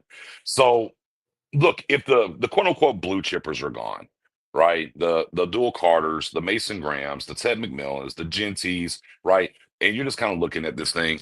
I'm trying to trade out then and pick up a third. And if I go from 12 to 17, guess what? Yes, there's defensive tackles there. There's wide receivers there. Look, I'll take Amari Hampton there, to be honest with you. But in a trade back scenario, oh yeah, I would go Hampton if that was the best available player at that moment. So, then you can start talking. If you go from 12 to 17, well, maybe we want to start talking about that other defensive tackle up there from Michigan, who's probably going to go in the first round. You can start talking to about a guy, Oregon. Oh my God, got his name. In Oregon, the Oregon defensive tackle, 6'4", 6'5", disruptor, big monster guy. Yeah. Harmon, there it is. Jeez. I mean, then I can start talking about him if we're talking about a defensive tackle in a trade back scenario. But at 12, I don't. Outside of Mason Graham, I don't know if there's a guy that I would want to do right at 12 if I can get a trade back there. Yeah. And my thing with D tackles too, and Kelly, get your thought is, I don't know, man. Sometimes it takes them a few years to kind of get going, and that's where I think, like, I go back to free agency, and I haven't looked enough, so I apologize, Mark. I know you asked a question on D tackle. I don't know. Maybe you know Kelly or Nick's, but usually, like, that's one I want to see him sign a free agent, like a decent one, not the bottom of the barrel that we got last time, but like a decent one, a good one, to help give us some depth on the D line. I would be happy to see us get some free agents for that. Well, to answer Mark's question on that, as far as him saying, are there any true free agent D? I mean, I know Calais Campbell was a guy that played pretty well for Miami. He was on a 1-year deal last year, and he played pretty well for Miami last year. You know, I don't know if the Cowboys would be interested in that, but I mean, kind of one of those guys that's a little bit older. Not a splash guy, but as far as free agents go, I know that I don't know how he fared last year, but I know a lot of guys were talking about Tier Tart. He's another free agent. Wide receiver, the only wide receiver free agent I would be interested in, I think he's kind of out of the Cowboys price range at this point because you're going to have to pay him, is T. Higgins from Cincinnati. I mean, he'd be a guy that would be, I mean, obviously you pair him along with CeeDee Lamb, it'd be great. I just don't think the Cowboys are wanting to spend that kind of money on a free agent. But yeah, outside of that, I don't think so. Calais is 90 years old. Hey, But he may be 90 years, man. I got he you. may be 90 years old, but he still played pretty well last year. You look him up; he played pretty well for Miami. So I got a defensive tackle that might be a name to keep an eye on, right? Because we know whenever new coaches come in, they like to bring some of their own luggage with them, right? sure. And granted, up and down the career a little bit, some of the injury stuff, but a guy that's not 90 year old, would be Javon Kinlaw, would be a guy who's up there with the Jets. That's someone that you might want to keep an eye on and see.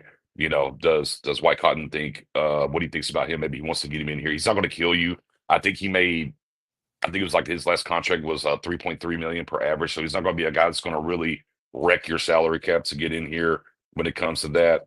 You know, so he's a guy I would look at from a defensive tackle standpoint to keep an eye on. To be fair, I don't know when Calais Campbell's going to stop playing well though on the other end because he played well down in Miami this last year too. Yeah, So he always plays good, until he doesn't play well, I'll take the guy on. I know. God forbid. I know we said earlier stop signing 35-plus-year-old defensive tackles, but this guy actually still plays well. It's different. Okay, we promise. And I say you need to have Hurricanes on the team. You There can you never go. have enough Hurricanes on the team. So I want to pivot to something. I mean, great talk with the draft. And let everybody know, Kelly and I, we're going to do a live mock draft, and we're looking for some volunteers. You got to be able to show your face. You guys that always talk, I see in the chat. We're going to give each one of you guys Like I a just round. caught a We're looking for slug. that many My face volunteers ain't being to come shown. in and do the mock draft. So we're going to get it going. But real quick, Michael Irvin, Terrell Owens. I'm sure you guys saw some of the stuff. I did a video on it. A lot of the beef went viral. What is your thoughts on what Michael Irvin said about people players today choosing individual success over team success? And it started with Cam Newton was asked, Right. would you trade in your MVP for a Super Bowl ring? And he said no, which blew Michael's mind. And then to have T.O. kind of, talk some shit, for lack of a better word. I'm a man, Michael Irvin, with 3 Super Bowl rings, national championship ring. He's been successful on every level. And comparing stats. And I hate comparing wide receiver stats because it really isn't fair from the 70s to the 80s to the 90s to Different the eras, yeah. generation. Yeah. If you look at Michael Irvin's numbers, yards per game, he was better than T.O. Yards per catch, he was better than T.O. He never led the NFL in drops like T.O. did. Michael Irvin was quick to point that out. So, I mean, what was your guys' thoughts? I mean, I can't stand T.O. It makes me hate him worse. And I was reminded I have nothing of him in this Cowboys cave except a picture over here to my shoulder where T.O. or where George Teague was knocking his ass out when he went on the star. But what's your thoughts, Kelly, and then Nick's on that? Where did you stand on it? Well, I mean, my favorite highlight of Terrell Owens is when George Teague knocked his ass off the star. So that should tell you what I think about Terrell Owens. I mean, look, I'm always gonna ride with my guy Mike. I mean, I thought that I just sometimes I feel like that because Owens didn't have that success in the play. I just feel like he's a guy who's a little bit bitter. And I feel like he likes to take pot shots at guys. He's done it his whole career. He's done it now even more that he's retired. I mean, hell, he still says he can come out and play in the NFL as a wide receiver. You know what I mean? He still thinks he could play in the NFL. So, you can't cure delusion. That's the thing with T.O. is that he's kind of a delusional guy sometimes. So I don't know. I don't really take much stock in anything that guy says. And as far as the whole trading a Super Bowl for an MVP. That's one of the most ridiculous things I've ever heard in my life. Because I'm gonna be honest with you, 20 years from now, if I'm a Carolina Panthers fan, I'm not gonna remember that Cam Newton won a goddamn MVP. I sure as hell would remember if he won the Super Bowl. I'd remember that. You know what I mean? People remember Super Bowl champions. Those guys, they never fade. Those guys are remembered forever. I couldn't tell you who won the MVP even 4 years ago, 3 years ago.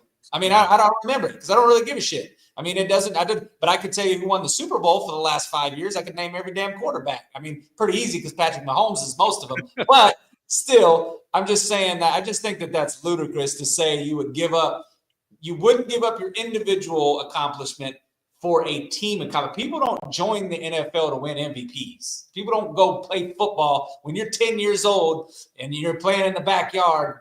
You're not thinking about, oh, one day I'm going to be the MVP. No, you're thinking about one day you're going to hoist that Lombardi trophy, maybe be a Super Bowl MVP. But the main goal of every single football player is to win the Lombardi. So I think Cam Newton's full of shit too, honestly, if I'm being honest. Yeah. Yeah. And Nix, I wanted to add some color to it because I know you're Miami guy, and you remember a lot of those days, probably like I do, hopefully, unless you're much younger than me. I don't know. But like Michael Irvin, I think I get so aggravated with a lot of the hate that Emmitt Smith and Aikman and Irvin get so many times about that era that they were in. I mean, Michael Irvin, if people just watched him play, I don't know a better competitor. I don't know a more physical receiver, and I'll put it in any generation. Michael Irvin would be dominant in any era, any generation. He was unbelievable, and I don't think people appreciate it because the Cowboys only threw the ball 24 times a game, 20 times a game, but Michael Irvin was impactful with those 5 and 7. He still got his catches. He didn't have. I mean, they talk about Alvin Harper. Alvin Harper was shit outside of Michael Irvin. And then he had Kevin Williams, who I love from the U too. But Michael Irvin wasn't like they had the Detroit Lions offense back in the 90s with 3 receivers. I mean, Michael Irvin was phenomenal. And I just don't think he gets the respect from some of these guys that are playing today, like a T.O. I mean, he's delusional. And I'm not saying T.O.'s bad, but freaking Michael Irvin, I would put him top 5 all day long, every day at a receiver, and probably even higher. Yeah, I think it just speaks to some of the players in the game today. You're right to an extent, and going back to how much do you love football, or is it about you? Do you love football, or is it about you? And funny enough, we've never really had to question a lot of that to most recently, and over the past, I'd say 3 years. Things like that is a different generation, different things. And I think when you hear Sean and I were talking about we want guys that love football because it has to be bigger than your personal accolades. It's about the team and where you're trying to get to as the team. And for guys that are true competitors in that way and love the game of football like a Michael Irvin, of course he's behooved, flabbergasted, even if you will, that someone would say I would take I wouldn't give up my MVP for a Super Bowl championship because that's not his DNA. What did old Herm Edwards say years ago? What do? You play to win the game, right? And that's what it should be about. I don't know how many of the players would co-sign that in today's game with what Cam Newton said, but I'm willing to stake a large sum of money. There's more in today's game that would agree with that sentiment than there would be from the Michael Irvin era. And that's just a change in the culture overall, I guess, in this world, not really just the game of football and where it's at. Sad state of affairs, honestly, because I think for better or lack of a better term, it's very simpish. It's about me. And, when I played the game, it was for the brother next to me and us trying to accomplish a goal together, right? And sure, some guys are better than other guys. I was better than a lot of guys. There was a couple guys better than me, but it was about us trying to get somewhere and compete and hoist something. A lot of second place finishes in my athletic career. Wish I had a lot more first. Guess what? I've been to all-star games. I've gotten MVPs and different things like that. It's great. But I never hoisted the main thing. In my on the NFL level, but multiple levels beyond high school.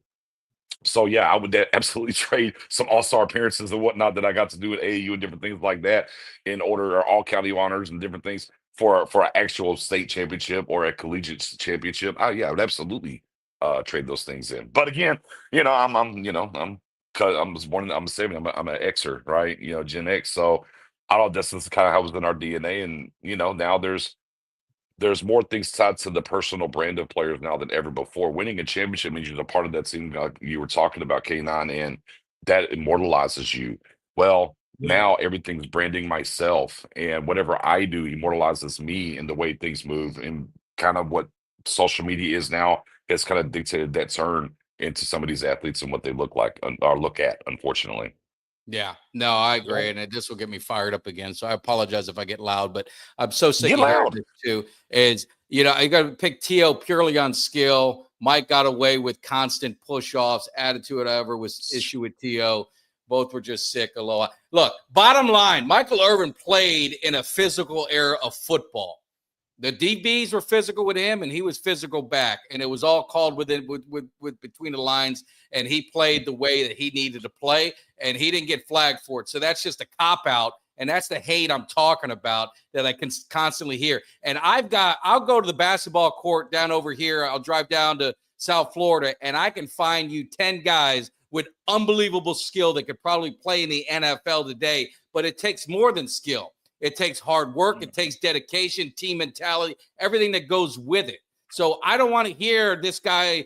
I hear that Ernie always talking about it. The best wide receiver is Des Bryant. Well, bullshit. He was the best wide receiver in Cowboys history. The best running back in Cowboys history was Zeke. Oh, because he had more skill. Emmitt Smith was the best running back. Tony Dorsett was not far behind him. And Calvin Hill, I'll name 10. And I love Zeke before, because there's so much more to it than just the skill.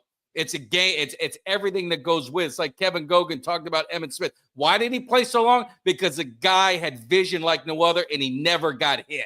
He never got slammed. He never got destroyed on any play. He knew how to absorb punishment, and that gave him a long day. I get so aggravated because people talk about skill all day long, and maybe because I'm a Broward County high school educated kid that barely got out of high school, that found himself being successful in life and successful at work and all that, because I busted my ass for 30 years to do it. There were guys better than me, college degrees, this and that, and I outworked every single one of them. So don't tell me they're better than me. I was better than them. That's just my thing. I'm sorry to get on my soapbox, but anyway. No, you cooking. Shit. Like, Cook, Mike, cook. I'm sick of hearing that shit.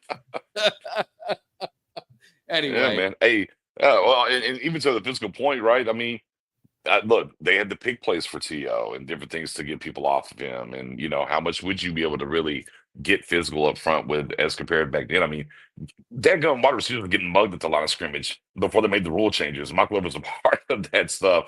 You had to be a different beast, right? A physical specimen, to play wide receiver and get those 100 catches in a limited quantity of attempts and whatever. So, look, yeah, I mean, T.O.'s obviously a Hall of Famer. He put up great numbers and whatnot, but there's no ifs, ands, or buts. Time and time again, I'm taking Michael Irvin up to T.O. And I know Kelly, you got his tattoo. You got his number tattooed on. You already know. I got Mike Irvin. Yeah, got the autograph tattoo and his number on me, man. I'm riding with it. What else is on your mind, Kelly? What are you thinking, man? What else you got? You know what? I'm thinking right now, and I got a question, because I've had a couple of I know you said Mike Tag ain't been on Twitter, so Dan Quinn, he just I hate talking about rival teams or whatever, but Dan Quinn, he was named head coach of the year. Yep. And I had I've had a couple people, not a lot of people, but I had a couple people that I was going back and forth with today that was telling me, because I said that Dan Quinn in 1 year, year one, went further in year one than the Dallas Cowboys have in the last 30 years. And I got a little bit of backlash on that from a couple people that said, Dan Quinn, he's an overrated head coach. He's not a good head coach. And I just need your take on that real quick, because I'm pretty sure I know what a good head coach looks like. And I'm not saying that he's, the best of all time, but a guy that had taken a team to the Super Bowl. And granted, it was one of the worst Super Bowl losses that I've ever seen. I get that. But don't remind Jimmy. Now with the rookie QB in year one, he took the Commanders to the NFC Championship game. Granted, they lost, got their doors blown off by Philadelphia. I get that. That's what people are saying. They're saying, well, he gave up, 50 points against Green Bay, and then he did, 40 points against Green Bay, 55 against the Eagles. He's not a good head coach. He's overrated. But listen, the Commanders with a rookie QB right now, they're going to be able to continue to be aggressive in free agency. Look at what teams have been trying to do lately with these rookie quarterbacks. Get a guy on a rookie QB deal and invest. Put weapons around him. Add to the defense. Make your defense. The Commanders will be able to continue to do that. But what are your thoughts on DQ as a head coach? Yeah, I mean, here's the thing. You don't head coach a team and moonwalk to a Super Bowl, okay? And look, some of that's on that guy out there in San Francisco not running the ball. They lost that too, by the way, but neither here nor there. Correct. And then look, and it was funny because we're having this conversation in the space the other day. I mean, yesterday or today, I can't remember. But I was like, I remember whenever he got hired here, there was a ton of people that wasn't excited about Dan Quinn getting hired here at the time. And he was the one of the guys that was on my short list. I'm like, no, this is a good hire. Let's we gotta get some groceries, if you will. And yeah, he did some great things here. Obviously, did a good enough job to go get him another head coaching gig. Kind of sounds like a coach that's pretty competent at the end of the day. Now, the one thing I will say is it takes organizations top down, and they left the dark cloud of Snyder with a new ownership group that when they got the right people in place, they got the right hire, and they let him go and do what he needed to do, put together a great staff over there, right? And they fixed the holes for free agency in the right kind of way. And then you go and draft the right quarterback. And now you have to steer the ship, right? That's what the front office has to do. Help with them together, marry that roster. But once the roster is put together, it's on the coach.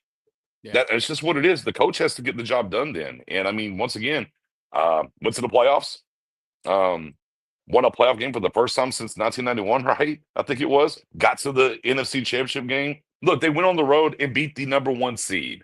Yeah. Detroit Lions. And then they'll say, oh, well, Detroit had a lot of injuries, this, that, and the third. I don't care. They did it. All right.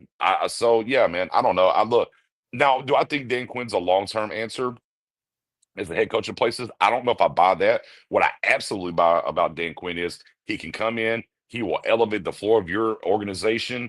He will make you get you to a certain specter. If you're able to grab some hardware, they're great. And then you probably have to pass it off to someone. But that's just who he is as a coach. Again, anytime, anywhere, any place worked out pretty good for him this year, I think. So, yeah, I don't know. To say that he's not a good coach or whatever, he has warts, but every coach has warts. Andy Reid has warts. Yeah, I know it's crazy to think every coach has warts. And unfortunately for him, and this is where the GM is going to come into play, he has a particular type of edge he likes that doesn't really play the run well. And we know that for a fact. We saw how the run game got us, and we saw this year throughout the year. And, of course, in the NFC Championship game, the run game got them again. There is a chink in his armor as a coach. You got to fix it, right? And if he fixes it, then it gets spooky hours over there for them because they got almost, I think they're going to be close to $100 million in free agency to go spend. That quarterback, you ain't got to worry about paying that quarterback for another 2 or 3 years. And there's things they can go out here and really accomplish and do, and he's already got a great foundation. They're ahead of schedule. They were not. Be clear, they shouldn't have done this year. No, maybe this next year, sure. But this year, they shouldn't have done what they did this year. So he's already off to a phenomenal start. Now he's got to walk through the door. But yeah, I was okay with Dan Quinn walking out of the door because I thought the window for that was time. But I never was, Dan Quinn. Some people say, oh, well, he folded and he wanted to get out. I'm not buying all that malarkey and that stuff and what happened in that Green Bay game. It was time. He kept getting interviewed. It was time for him to take a job, and he's done a phenomenal job. Do bad coaches win Coach of the Year? I don't know. What are the metrics here that we're supposed to be using? I don't know. That's what I was trying to understand. Look, I think that obviously winning the Super Bowl is hard, but I mean the fact that he has been to a Super Bowl and then he's followed it up in his second gig in the first year with a rookie quarterback. something that he wasn't supposed to do. He took that team to the NFC Championship game. And look, Two different teams of 2 NFC Championship games. Think about that. And we can't get to one. Exactly. And so as a Cowboys fan, I'm sitting here saying, look, we haven't got one coach to take us to one NFC Championship game. So look, I'm not sitting there trying to say that I think that Dan Quinn is some Hall of Fame, all-time great head coach that we let go, and damn, how are we ever going to recover because of that? But to sit there and look across the division and think that we got, a guy like Dan Quinn who was able to get his staff built, put together, make some moves in free agency to solidify a few things. Obviously, run defense is still a problem there. But to look at that and say, like you said, they're ahead of schedule. And this year, they're going to be able to go out, and I guarantee there will be aggressive as hell in free agency, and hopefully the Cowboys will too. But they're going to be aggressive in free agency. They're going to try to fix that run defense. And if they do, and then if they add another good wide receiver, a playmaking wide receiver on the other side of Terry McLaurin, I mean, that Commanders team is going to be a scary team next year. They have the potential to be a scary team. And I talked with Mike, and I told him maybe it's too early. Maybe I'm overreacting. I said, I think that Washington could be could be the dark horse team, maybe not even dark horse. They could win the NFC East next year. I actually believe that. That's if Jaden Daniels doesn't have the sophomore slump. But look, I was impressed by it. I was impressed by what they did this year. I really was. To me, that's going to be the key. The schedule is going to be harder, right, for them, and it's harder for us too because we're playing the NFC West, and I think the North is it or one of them? Right, the AFC West and the NFC North. Yeah, so those are the two pretty damn good divisions that we got to play. So it's going to be tough for all of us. The thing I would say about Quinn, he's a leader. I mean, he's. The players, you could see he's got some energy. They like it. He's got to have the right staff around him, right? But I don't think he's a bad football coach. And I think a lot of these football coaches get bad raps and they're not looked at as a good football coach. But there's so many things that go with it. Like you said, Nick, I mean, the coordinators and players, I mean, it's all got to come together. It's hard. I mean, we see what the Chiefs have done. You saw what the Patriots did. And it's not easy. That's why it's amazing that you've got a team going for a three-peat. You got it blows it because it's so hard to win in the NFL and do it on a consistent basis because it's not built that way.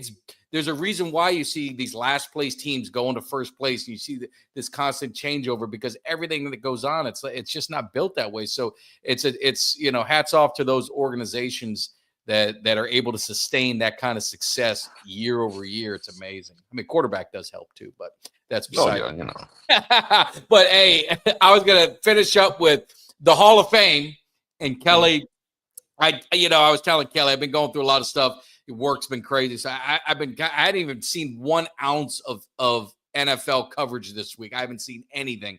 So I got on Twitter today for the first time to just kind of peek at something. And Kelly posted about Eli Manning, first ballot Hall of Famer, should he get in? And I mean, I've stayed consistent. I don't think he's a Hall of Famer. If you're going to put him in the Hall of Fame because 2 Super Bowl wins, then you got to put Jim Plunkett in. I've said that for many, many, many years. I know he beat Brady in both of them. He beat Aaron Rodgers. If you're looking, but I think the defense did. I don't really think the quarterback did. What do you think about Eli Manning as a Hall of Famer, Nix? Do you think he's deserving of being a first ballot Hall of Famer? Man, I have a post from a particular Facebook group in 2017. I say he was the first ballot Hall of Famer in 2017. There's a difference with Plunkett. He wasn't always the starter. There's some different things with Plunkett. Look, he started 500 games straight, never missed a game. The only reason he missed one was because of John's stupidly, I think when they started Geno Smith or something one game. Okay, whatever. He went on the road. Let's not leave out that he beat the number 1 seed Cowboys. and then goes on to beat the undefeated, right? The only team to go 18-1 is the New England Patriots without a Super Bowl win. And he beats that team. And he makes the throw in the moment. And it was a phenomenal catch, but he gets out of it, he makes the throw. Then you go to the other game. He makes the throw again down the sideline. 2 things. Those are things that stick out. I think at the time he retired, I think he was like 7th all time in passing yards. He's pretty high up there on touchdown passes too. I think he's top 20. I think he's like 11 or something around there, 12. Yeah, I mean, and then by the way, his last name's Manning. So yeah, it's first ballot. 2 Super Bowls, 2 Super Bowl MVPs. the teams that he beat along the way, including Aaron Rodgers, the number one seeded Cowboys that went 13-3 that year, and then on to the Patriots and what he did there.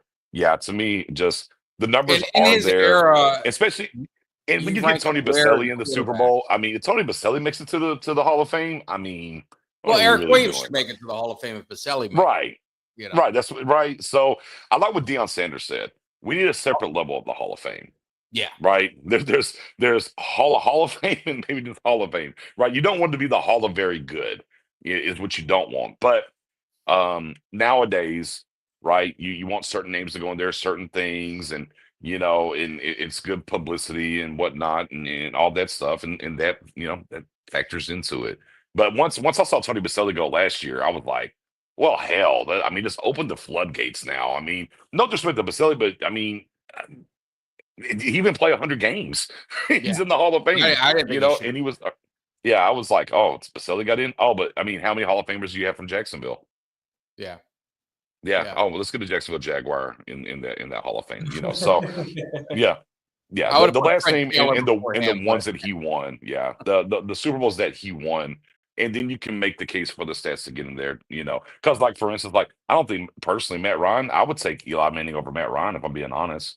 And Professor O was like, oh no, wait, Matt Ryan was better in every stretch. I mean, I guess, but honestly, Matt Ryan's probably going to go to the Hall of Fame, right? I would take Eli Manning over with the different looking faces at times that he had. is he better than Phillip No. Rivers? Better than Phillip Rivers? Are we going to go talent or hardware? You want to have that conversation? No, I'm just saying his career. I know. I'm with you. Forget the Super Bowls, but as a quarterback, like if you rank the top quarterback, and Kelly, jump in. If you're ranking the top quarterbacks, I think Phillip Rivers is a competitor. I love Phillip Rivers. I don't put him in the. I don't even know if I put him in the top 10. Phillip Rivers is a phenomenal quarterback, but when the lights were the brightest, he didn't get the job done, and those are facts, and that has to factor into it somewhere, right? It's a team effort, but you have to be able to make deep throw at the time, and you can't spell elite without Eli, I guess, because when you didn't expect him to make that throw and do it, it's exactly when he would make that throw and do it out of nowhere, like Eli just did that. Oh my God!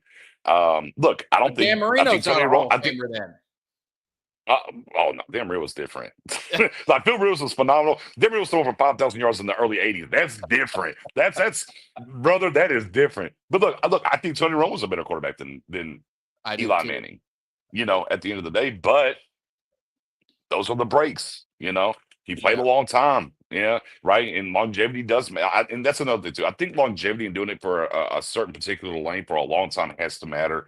And there's some of that long live that lit the Iron Man test to him and what he did there too with all the injuries. The guys were missing games and whatnot. And I get it. He was in a tough stretch, right? You had Ben Roethlisberger in there, Drew Brees, and while the running game's back in the forefront, the quarterbacks are young. You don't have the same kind of string of quarterbacks like you had in that run. Like, bro, if you pop a Tony Romo in here now, you pop a Phillip Rivers in right now, even. Oh my God, right? As compared to at that time where Eli was, and I mean, the Bens, the Tom Brady's, the Peyton Mannings. I mean, just the list goes on in that era of quarterbacks. But even with that being said, top 10 in touchdown passes, top 15 touchdown passes, top 10 in yardage. I mean, those things have to count for something, right? I guess. I mean, I know people say, well, it's a different era now. Give the good with the bad. What do you think, Oh, Kelly? for sure. What do you think on Eli? You're the one who started it because you said. Yeah, I've never got the Eli Manning top for the Hall of Fame. I mean, I get it. I get what we're saying here with when I think of all-time great quarterbacks, and I think of I think that's kind of what the metrics are to get into the Hall of Fame is that you're one of the greats. I think that Eli was just too inconsistent. I mean, when I think of the guys that were great, I think that they were great all the time, and Eli wasn't. I mean, he had some seasons where he was just straight up garbage. I mean, led the league in interceptions, I think, 3 times over his career. And I know that there's guys like a Brett Favre led the league in interceptions, I think once or twice. He was a guy that threw a lot of picks, but Brett Favre, it's like his teams were always pretty competitive. You know what I mean? It seemed like Brett Favre was always kind of in the mix. He was a guy that was, playoffs where Brett Favre was going to be in them. Whereas Eli Manning, the Giants had seasons where they were, just a god-awful team. And I don't know, man. I don't think of Eli Manning as I just don't. When I think of Hall of Fame, I just can't put him in it. Maybe it's just maybe part of it is those facial expressions he would make on the sideline. Maybe part of that is it. I mean, I don't know.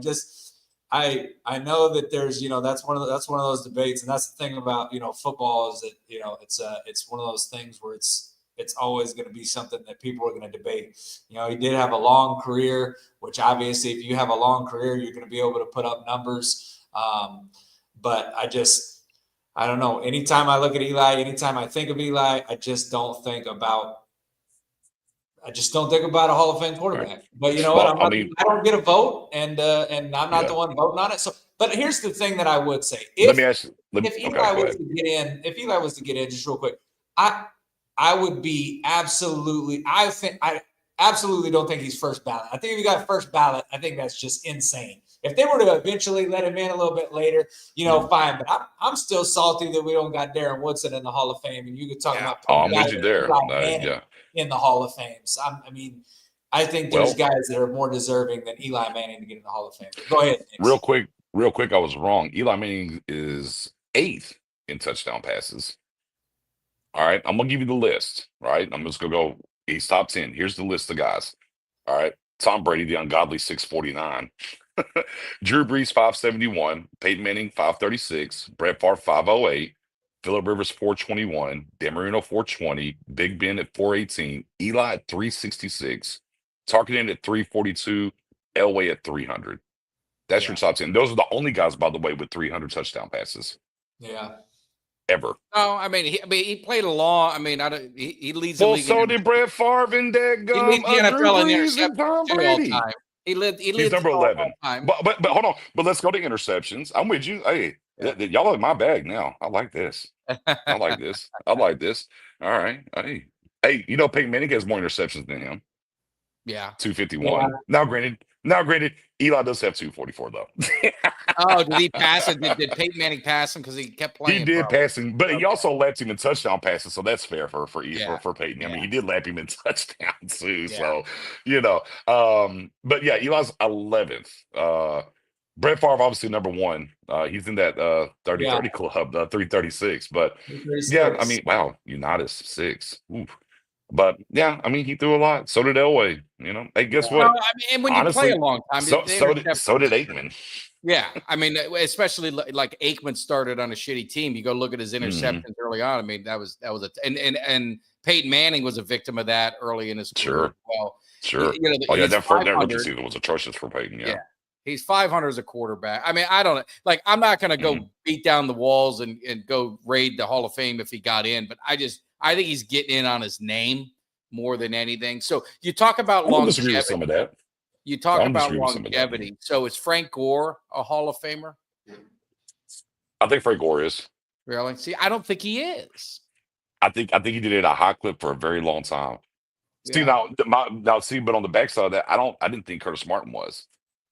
See, and I think he was. See, like Frank Gore. I think Frank Gore did it a long time in a higher clip than Curtis. Curtis Martin had a nice stretch. I'm not saying that he didn't. Yeah. But Frank Gore, I thought he had a better career than Curtis Martin personally. But I think Frank Gore was really good for a long period of time. And the most amazing thing about Frank Gore is he was injured every year at Miami. All the knee surgeries, brother. All the knee surgeries. It just didn't matter. But the one thing we can settle on. We're going to have to go to Canton, I guess, and riot. I don't know what it's going to take to get Darren Woodson in, but I'm effing. He's not getting in this year, right? He's not getting in this year. No, they haven't said yet. But look, no disrespect to John Lynch, right? Yeah, no disrespect to John Lynch, right? I think John Lynch is great and all that. There's no way John Lynch should have gotten to the Hall of Fame before Darren Woodson. Absolutely not. I'm sorry. That's sickening to me. And I would argue. If Leroy Butler's in, then Darren Woodson. Yeah, facts. No, you're cooking there. Yeah, no, absolutely. I don't. That's whenever you start having. Is there a bias against Cowboys getting in? Like, why isn't it? Like, it makes no sense. Like, Isaiah Thomas. I checked all the boxes. Right, I did it. I completed the list. Like, why is this man not into the Hall of Fame? It's befuddling to me. Yeah, I don't understand it. And I even talking to Greg, you know, he does our show too. He comes on Mhm. sometimes. He said one of the problems is these guys got to stay in the media. And like Darren Woodson, he was there and then he's kind of faded Yeah, he left. away. Yeah. And you kind of you know, you get forgotten. But I mean, another one, not to go down this Hall of Fame, you know, rabbit hole, but Mhm. I was sincere when I said if Tony Baselli is in, Eric Williams was the most dominant tackle in Yep. that era. And he's the only guy that I know that absolutely owned one of the greatest pass rushers in NFL history, Reggie White.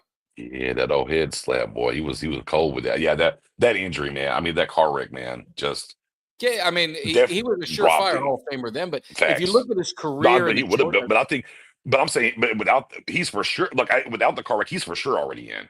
yes. Right? Oh, I think, without a I mean, doubt. he's already in. Yeah. And yeah, I'm with you with the Baselli stuff. I mean, even he wasn't the same player, but yeah, it's hard to say. It's very hard for me to think that there's not a path for Eric Williams to get in. I do agree there for sure.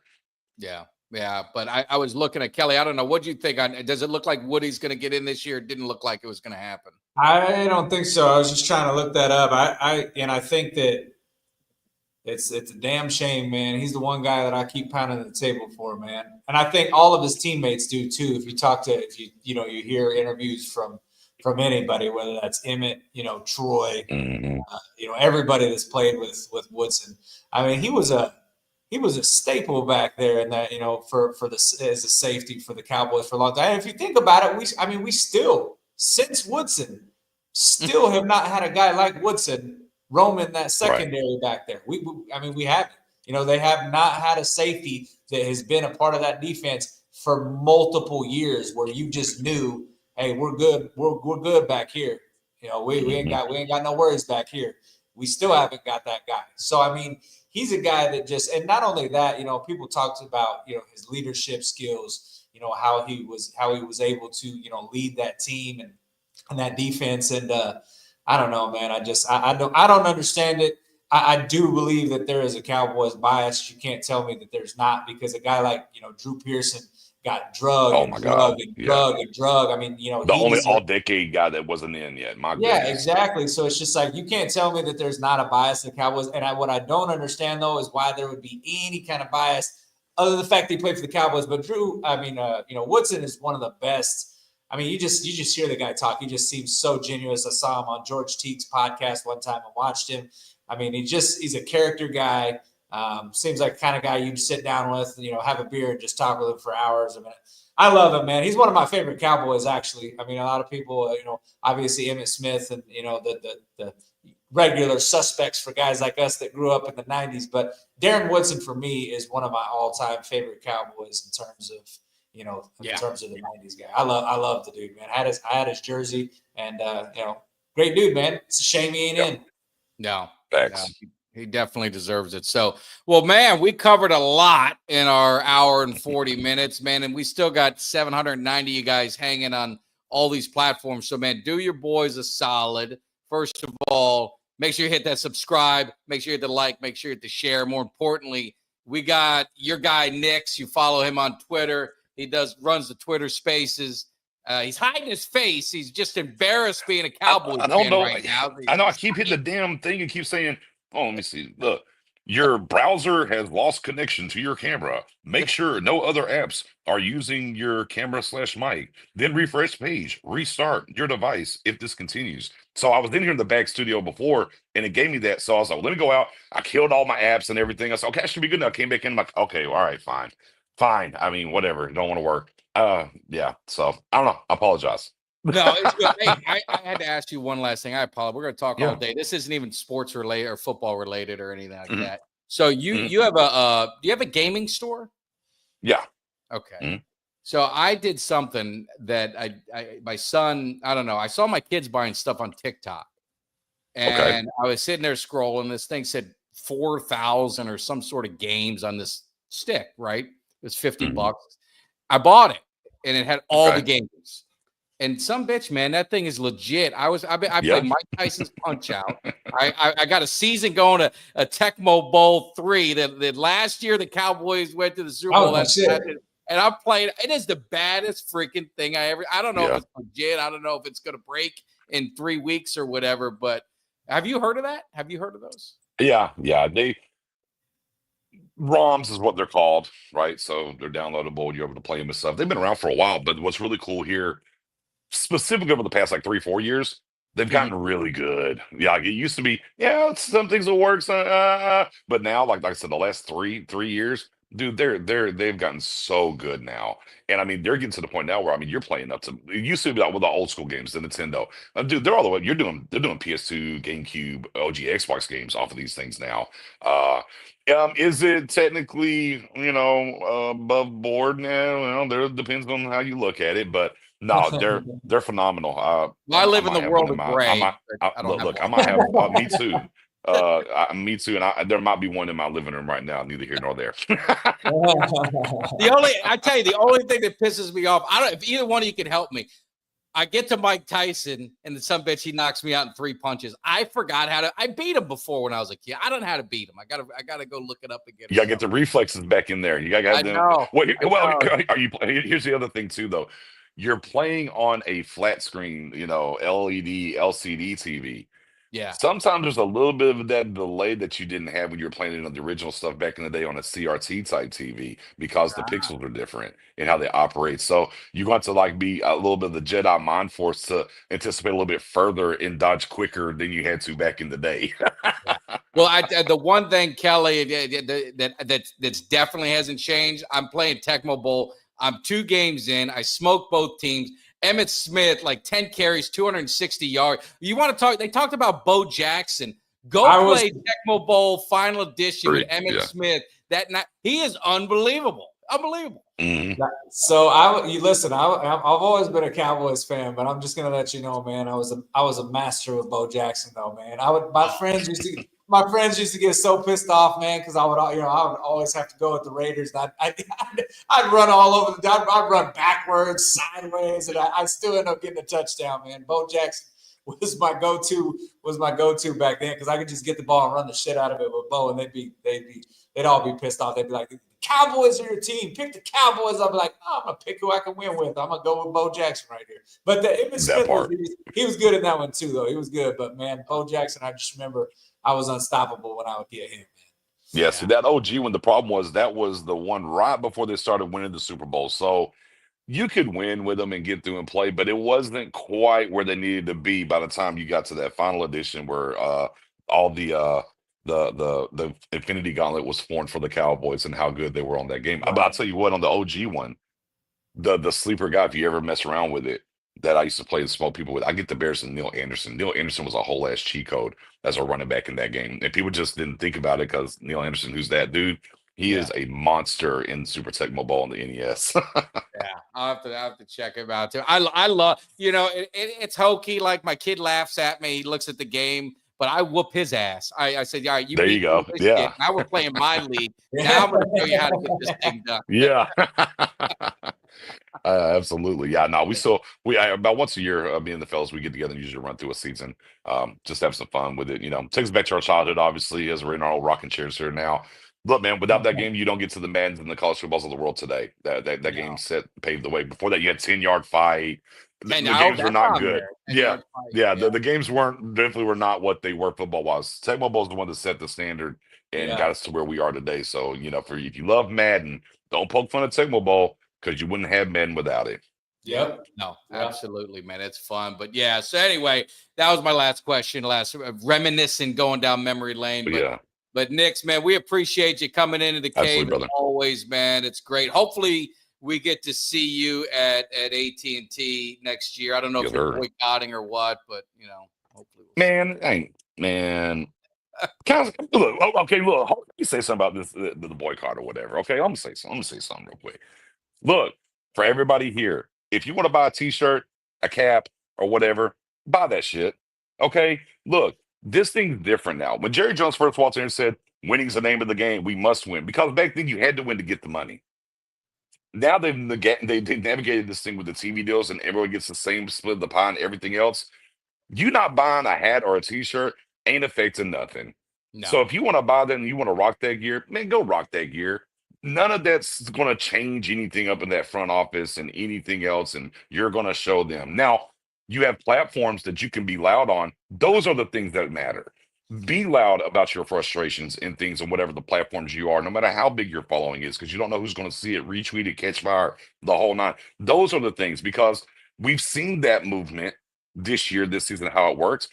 Hey, I'm not saying they heard it or not. All I'm saying is they've operated very differently early in this offseason than we've ever seen them before, and how they've talked and what they've done. Those are the things that matter. You want to rock the merch, you want to go to a game, it's your money, it's your entertainment. Do that. But it also gives you the right to go out here on your social media, and when you're displeased, to be able to voice that opinion, saying, don't let nobody tell you it don't matter. You're giving them what they want, because everybody talks about them anyways, no matter what's being said. Yep. Damn. Well, I was getting ready. I was telling Kelly about my my seat license is up for renewal, so it's due March 3rd, Kelly. So it's right before free agency. They're not stupid. They're not stupid. No, And no. and so they, you know, I was telling Kelly, I emailed my rep and I said, hey, are there any other seats open within, you know, my price range of where I'm at on the Cowboys side or other sections? I just want to see what's available. And man, she came back with we got a waiting list, but if you want to upgrade, we've got some options. I'm thinking, ain't no freaking way you guys got a waiting list right now. Bullshit. So I told her bullshit back, and I never heard back, but I was debating on you know, because it's a lot of money, man, and you know, I pay premium price for a premium product, and I don't go to every games, and I took a killing. I couldn't give tickets away last season because I hold my tickets, because if I want to go, if they're doing good, I get excited and want to go. And it burned me when Dak got hurt. I probably lost $3,000 last year just eating them. And so I was kind of debating, well, I'll just buy the tickets for the game I go to. But I'm in this year. They play the Chiefs. They play the schedule's phenomenal. So I'm going to give them one more shot. They got me duped in. Well. Isn't it convenient, Kelly, how they do it right before free agency? You got to pay your seat deposit. So. Come on, get you on in here. Yeah, come on, fella. What you ain't going nowhere? Come here. Well, hey, I will say this, man, and this will be the first time that I've ever done anything like this. So this is kind of it's my own version of protest. First of all, I never in my life would wear another team's gear ever. I don't care if I don't care. You know, somebody asked her, like, well, your girlfriend, she's a Broncos fan. Would you wear Broncos shit if they were in the Super Bowl and the Cowboys won? No, absolutely fucking not. But I always wear my Cowboys gear Super Bowl Sunday. This Sunday will be the first Sunday that in a long time that I haven't, voicing my frustration. I got me a Patrick Mahomes Texas Tech jersey shirt. It's got the number 5 on the back. It's Mahomes on it. I'm rocking that motherfucker on Sunday. Man, in support of my boy, and I'm gonna wear my Texas Tech hat to go with it. I'm gonna rock it. I'm gonna support Mahomes, and hopefully they beat the brakes off the Eagles in the Super Bowl. Hey, so, you know what? Before we get out the door, man, I want to get you. Can we do a Super Bowl prediction? We got I was gonna say, yeah. Yeah, let's rock out a prediction right quick. So we'll go left to right. Mike, we'll start with you and then go with Nick's next. Well, I gotta follow Uncle Cheech, who's on Monday. You know, he's made me some money, you know, with his picks. He said bet everything I got on the Chiefs. Chiefs are going to win. I think it's going to be like a 34-27. It'll be close enough, but I think the Chiefs cover. I think they win by at least a touchdown. All right. Yeah, I think I got a little bit more tight. Okay, I got the scoring down a little bit. I think both defenses are really good. I think it's going to be 17-17 late, and then Patrick Mahomes does what Patrick Mahomes does, goes down there, scores a game-winning touchdown, and Chiefs win 24-17. Okay, all right, I dig that. Is that, you know, that's going to give me a little bit more anxiety than I would like to have, man. I would love to see. Same. I mean, I want it to be a cajillion to nothing. Be clear. That's what I would do. But I do listen. I do agree, though. I do think that the, you know, as much as I hate the Eagles, they got a really complete team, man. They've got a great offensive line. They've got a great defensive line. They got a beast of a running back in Saquon Barkley. They've got 2 really solid receivers. I will tell you this right now. If the Eagles had a better quarterback, I think that they would be the team that would beat the Chiefs this year. I really do. I think that Jalen Hurts has some limits to his quarterbacking abilities that I think are holding the Eagles back. I really do believe that. And I think they had a better quarterback. I think that I would be really scared of the Eagles winning this game, but I'm not. I got Patrick Mahomes winning this thing, and I got a little higher score, and I'm going to have it 31 Chiefs, and I'm going to have it 28 Eagles. So field goal game here. Still pretty tight, but I expect the Chiefs winning it. I do think this Eagles team's more equipped this time to play them than last time. Yeah. But I just don't think it matters, unfortunately. And Kellen Moore's going to do us a solid. Kellen Moore's going to do us a solid.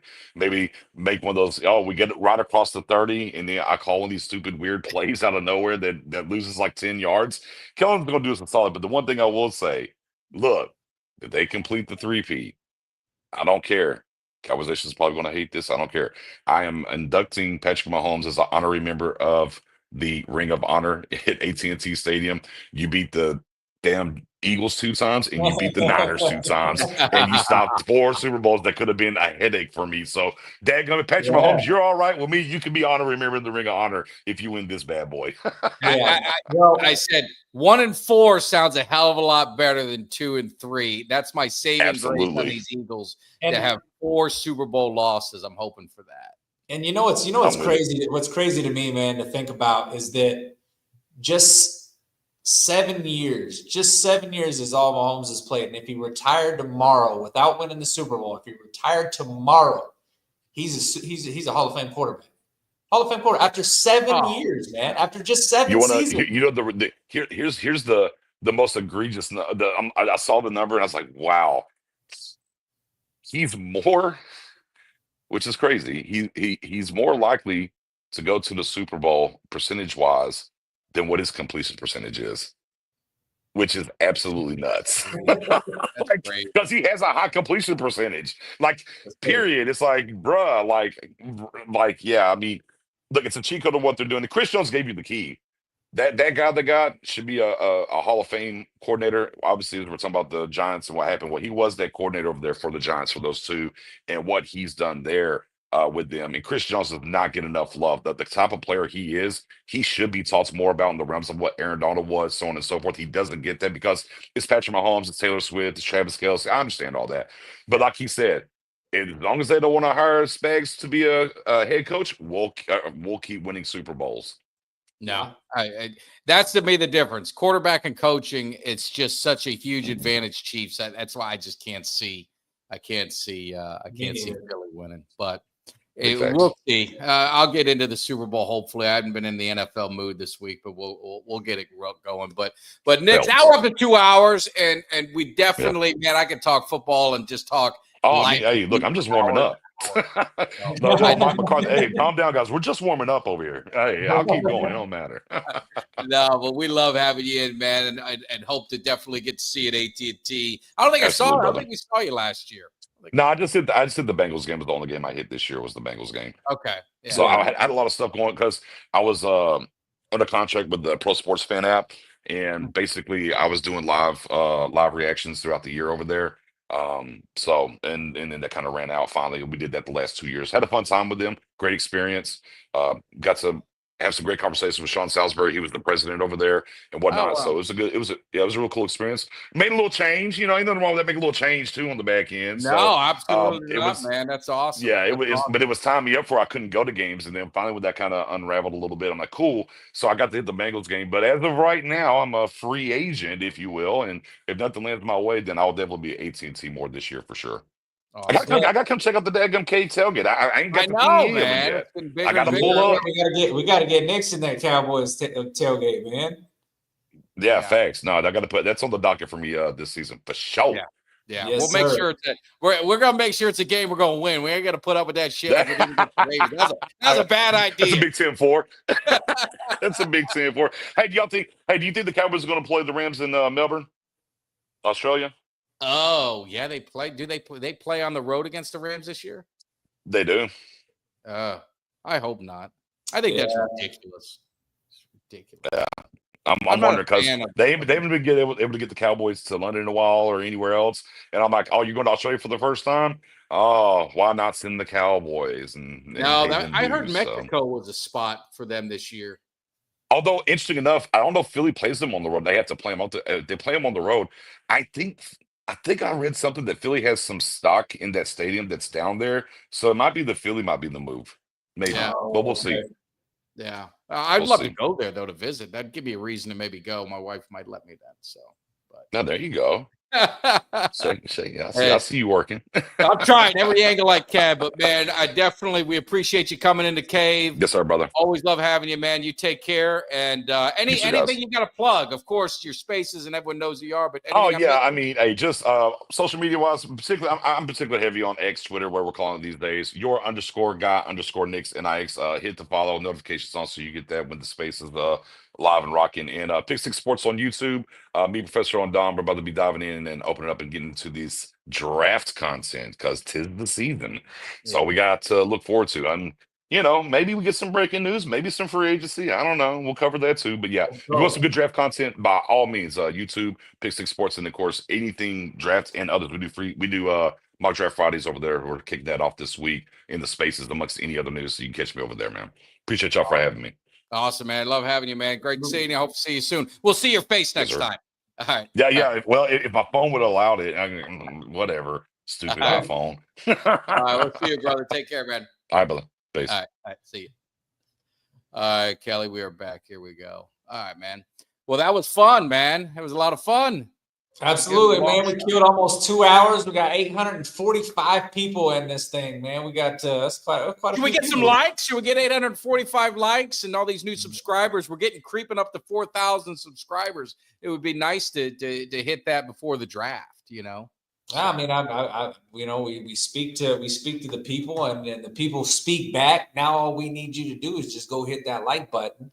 If you hit the like button, you're helping us out. If you liked what you saw, why wouldn't you just hit the like button? You know what I mean? It's pretty easy. All you got to do is just smash it. Just one time. Just smash it. 847 of y'all right now. Just one at a time. Just boom, boom, boom, boom, boom. I mean, come on, give us some likes. No, but really, it does help with the channel. Helps spread, helps the algorithm, helps with everything, man. So if you're new to the channel, 847 of you, I got to think at least a few of you have never watched this before, have never come into the Cowboys game before. Maybe it's your first time. Maybe Twitter brought you here, but jump over to YouTube and subscribe to the channel because we're bringing content like this every week. We're getting down talking Cowboys. We're talking Cowboys draft, free agency, everything. We're going to be here step by step to get you through the offseason. We got a lot of good guests lined up. Doing a bunch of cross promotions. Nick's great as always having you. Oh, he's one of the best, man. He's got that radio voice. He puts the butts in the seats, and he's got those dulcet tones, man. Nobody talks like Nick's. Nick's talks, and I want to get Nick's to read me a book and do a book on tape with Nick's reading it. I would actually be on board with getting a book by tape with Nick's. Someone thought we had Hulk Hogan on the show. They thought he was Hulk Hogan. Yeah, he got a great voice, man. He got a great voice. He really does, man. He got that radio. No, he should be doing radio. He should. He got that radio voice. Absolutely. Every time he does a space, man, sometimes I just tap in there, man, and I just listen to that. Just listen to it play. Just listen to it play. Just keep talking. Maybe he should do audio books. That's what I said. Do an audio book. I need an audio book by Knicks. I want an audio book by Knicks. You know what I mean? I'm going to do that with the Jimmy Johnson book and have Knicks read that for me right quick and just record it. Send me the audio file. I'll listen to it when you get some time, Knicks. Kick you down with some tequila next time I see you. But no, it was great, man. And I hope everybody that was in here enjoyed it. And I hope you guys all, like I said, go to the channel, like, subscribe, and let's keep this thing rolling. Yeah, no, we definitely appreciate it. And have the alert bell because Kelly did a mock draft. I did a mock draft. You guys can check it out. Yell at us. We love when people yell at us, critique every pick. Like they telling us who we should pick, but they didn't see maybe the guy wasn't available. You know what I'm saying? So we're going to do one better, Kelly, because everybody's an expert. We are going to have the guests come in. So if you want to be part of a mock draft, you just send Kelly a message, send me a message on any social media platform. Say, count me in. We're going to pick you guys, and you're going to come in, and you're going to pick that round, and then we could critique your work. We could tell you if we agree or tell you you're full of shit. So it's going to be a lot of fun. Cowboys Cave draft, baby. This is your chance to get in the action. This is it, man. And then hit the alert bell because dropping videos. I did a great video, I thought. I just love Michael Irvin, so I was a little passionate about it. But go check that out about Michael Irvin, and we'll drop videos every now and then. So definitely check them out. We appreciate everybody in the cave. Like Kelly said, hit that subscribe one last time. More importantly, hit that like button if you're already a subscriber. And then when you go to work, a little tip, put on YouTube, put on the Cowboys Cave and just let it run for 8 hours. Go look at all the great interviews that we did with all the players past, and we're working on more. George Teague, I think he's calmed down. He's going to come in, and he's going to give us the state of the, not the state of the union, the state of the Cowboys and his thoughts. So we got that coming up soon too. So Kelly, enjoy the Super Bowl. I'm rooting for Texas Tech. If I had a Texas Tech hat and jersey, I'd be wearing it too. I'm telling you that, brother, right now. We need Patrick Mahomes to come through. So you guys take care. We will see you. Peace. Give me somebody that's hungry. Give me somebody that's hungry. I need somebody.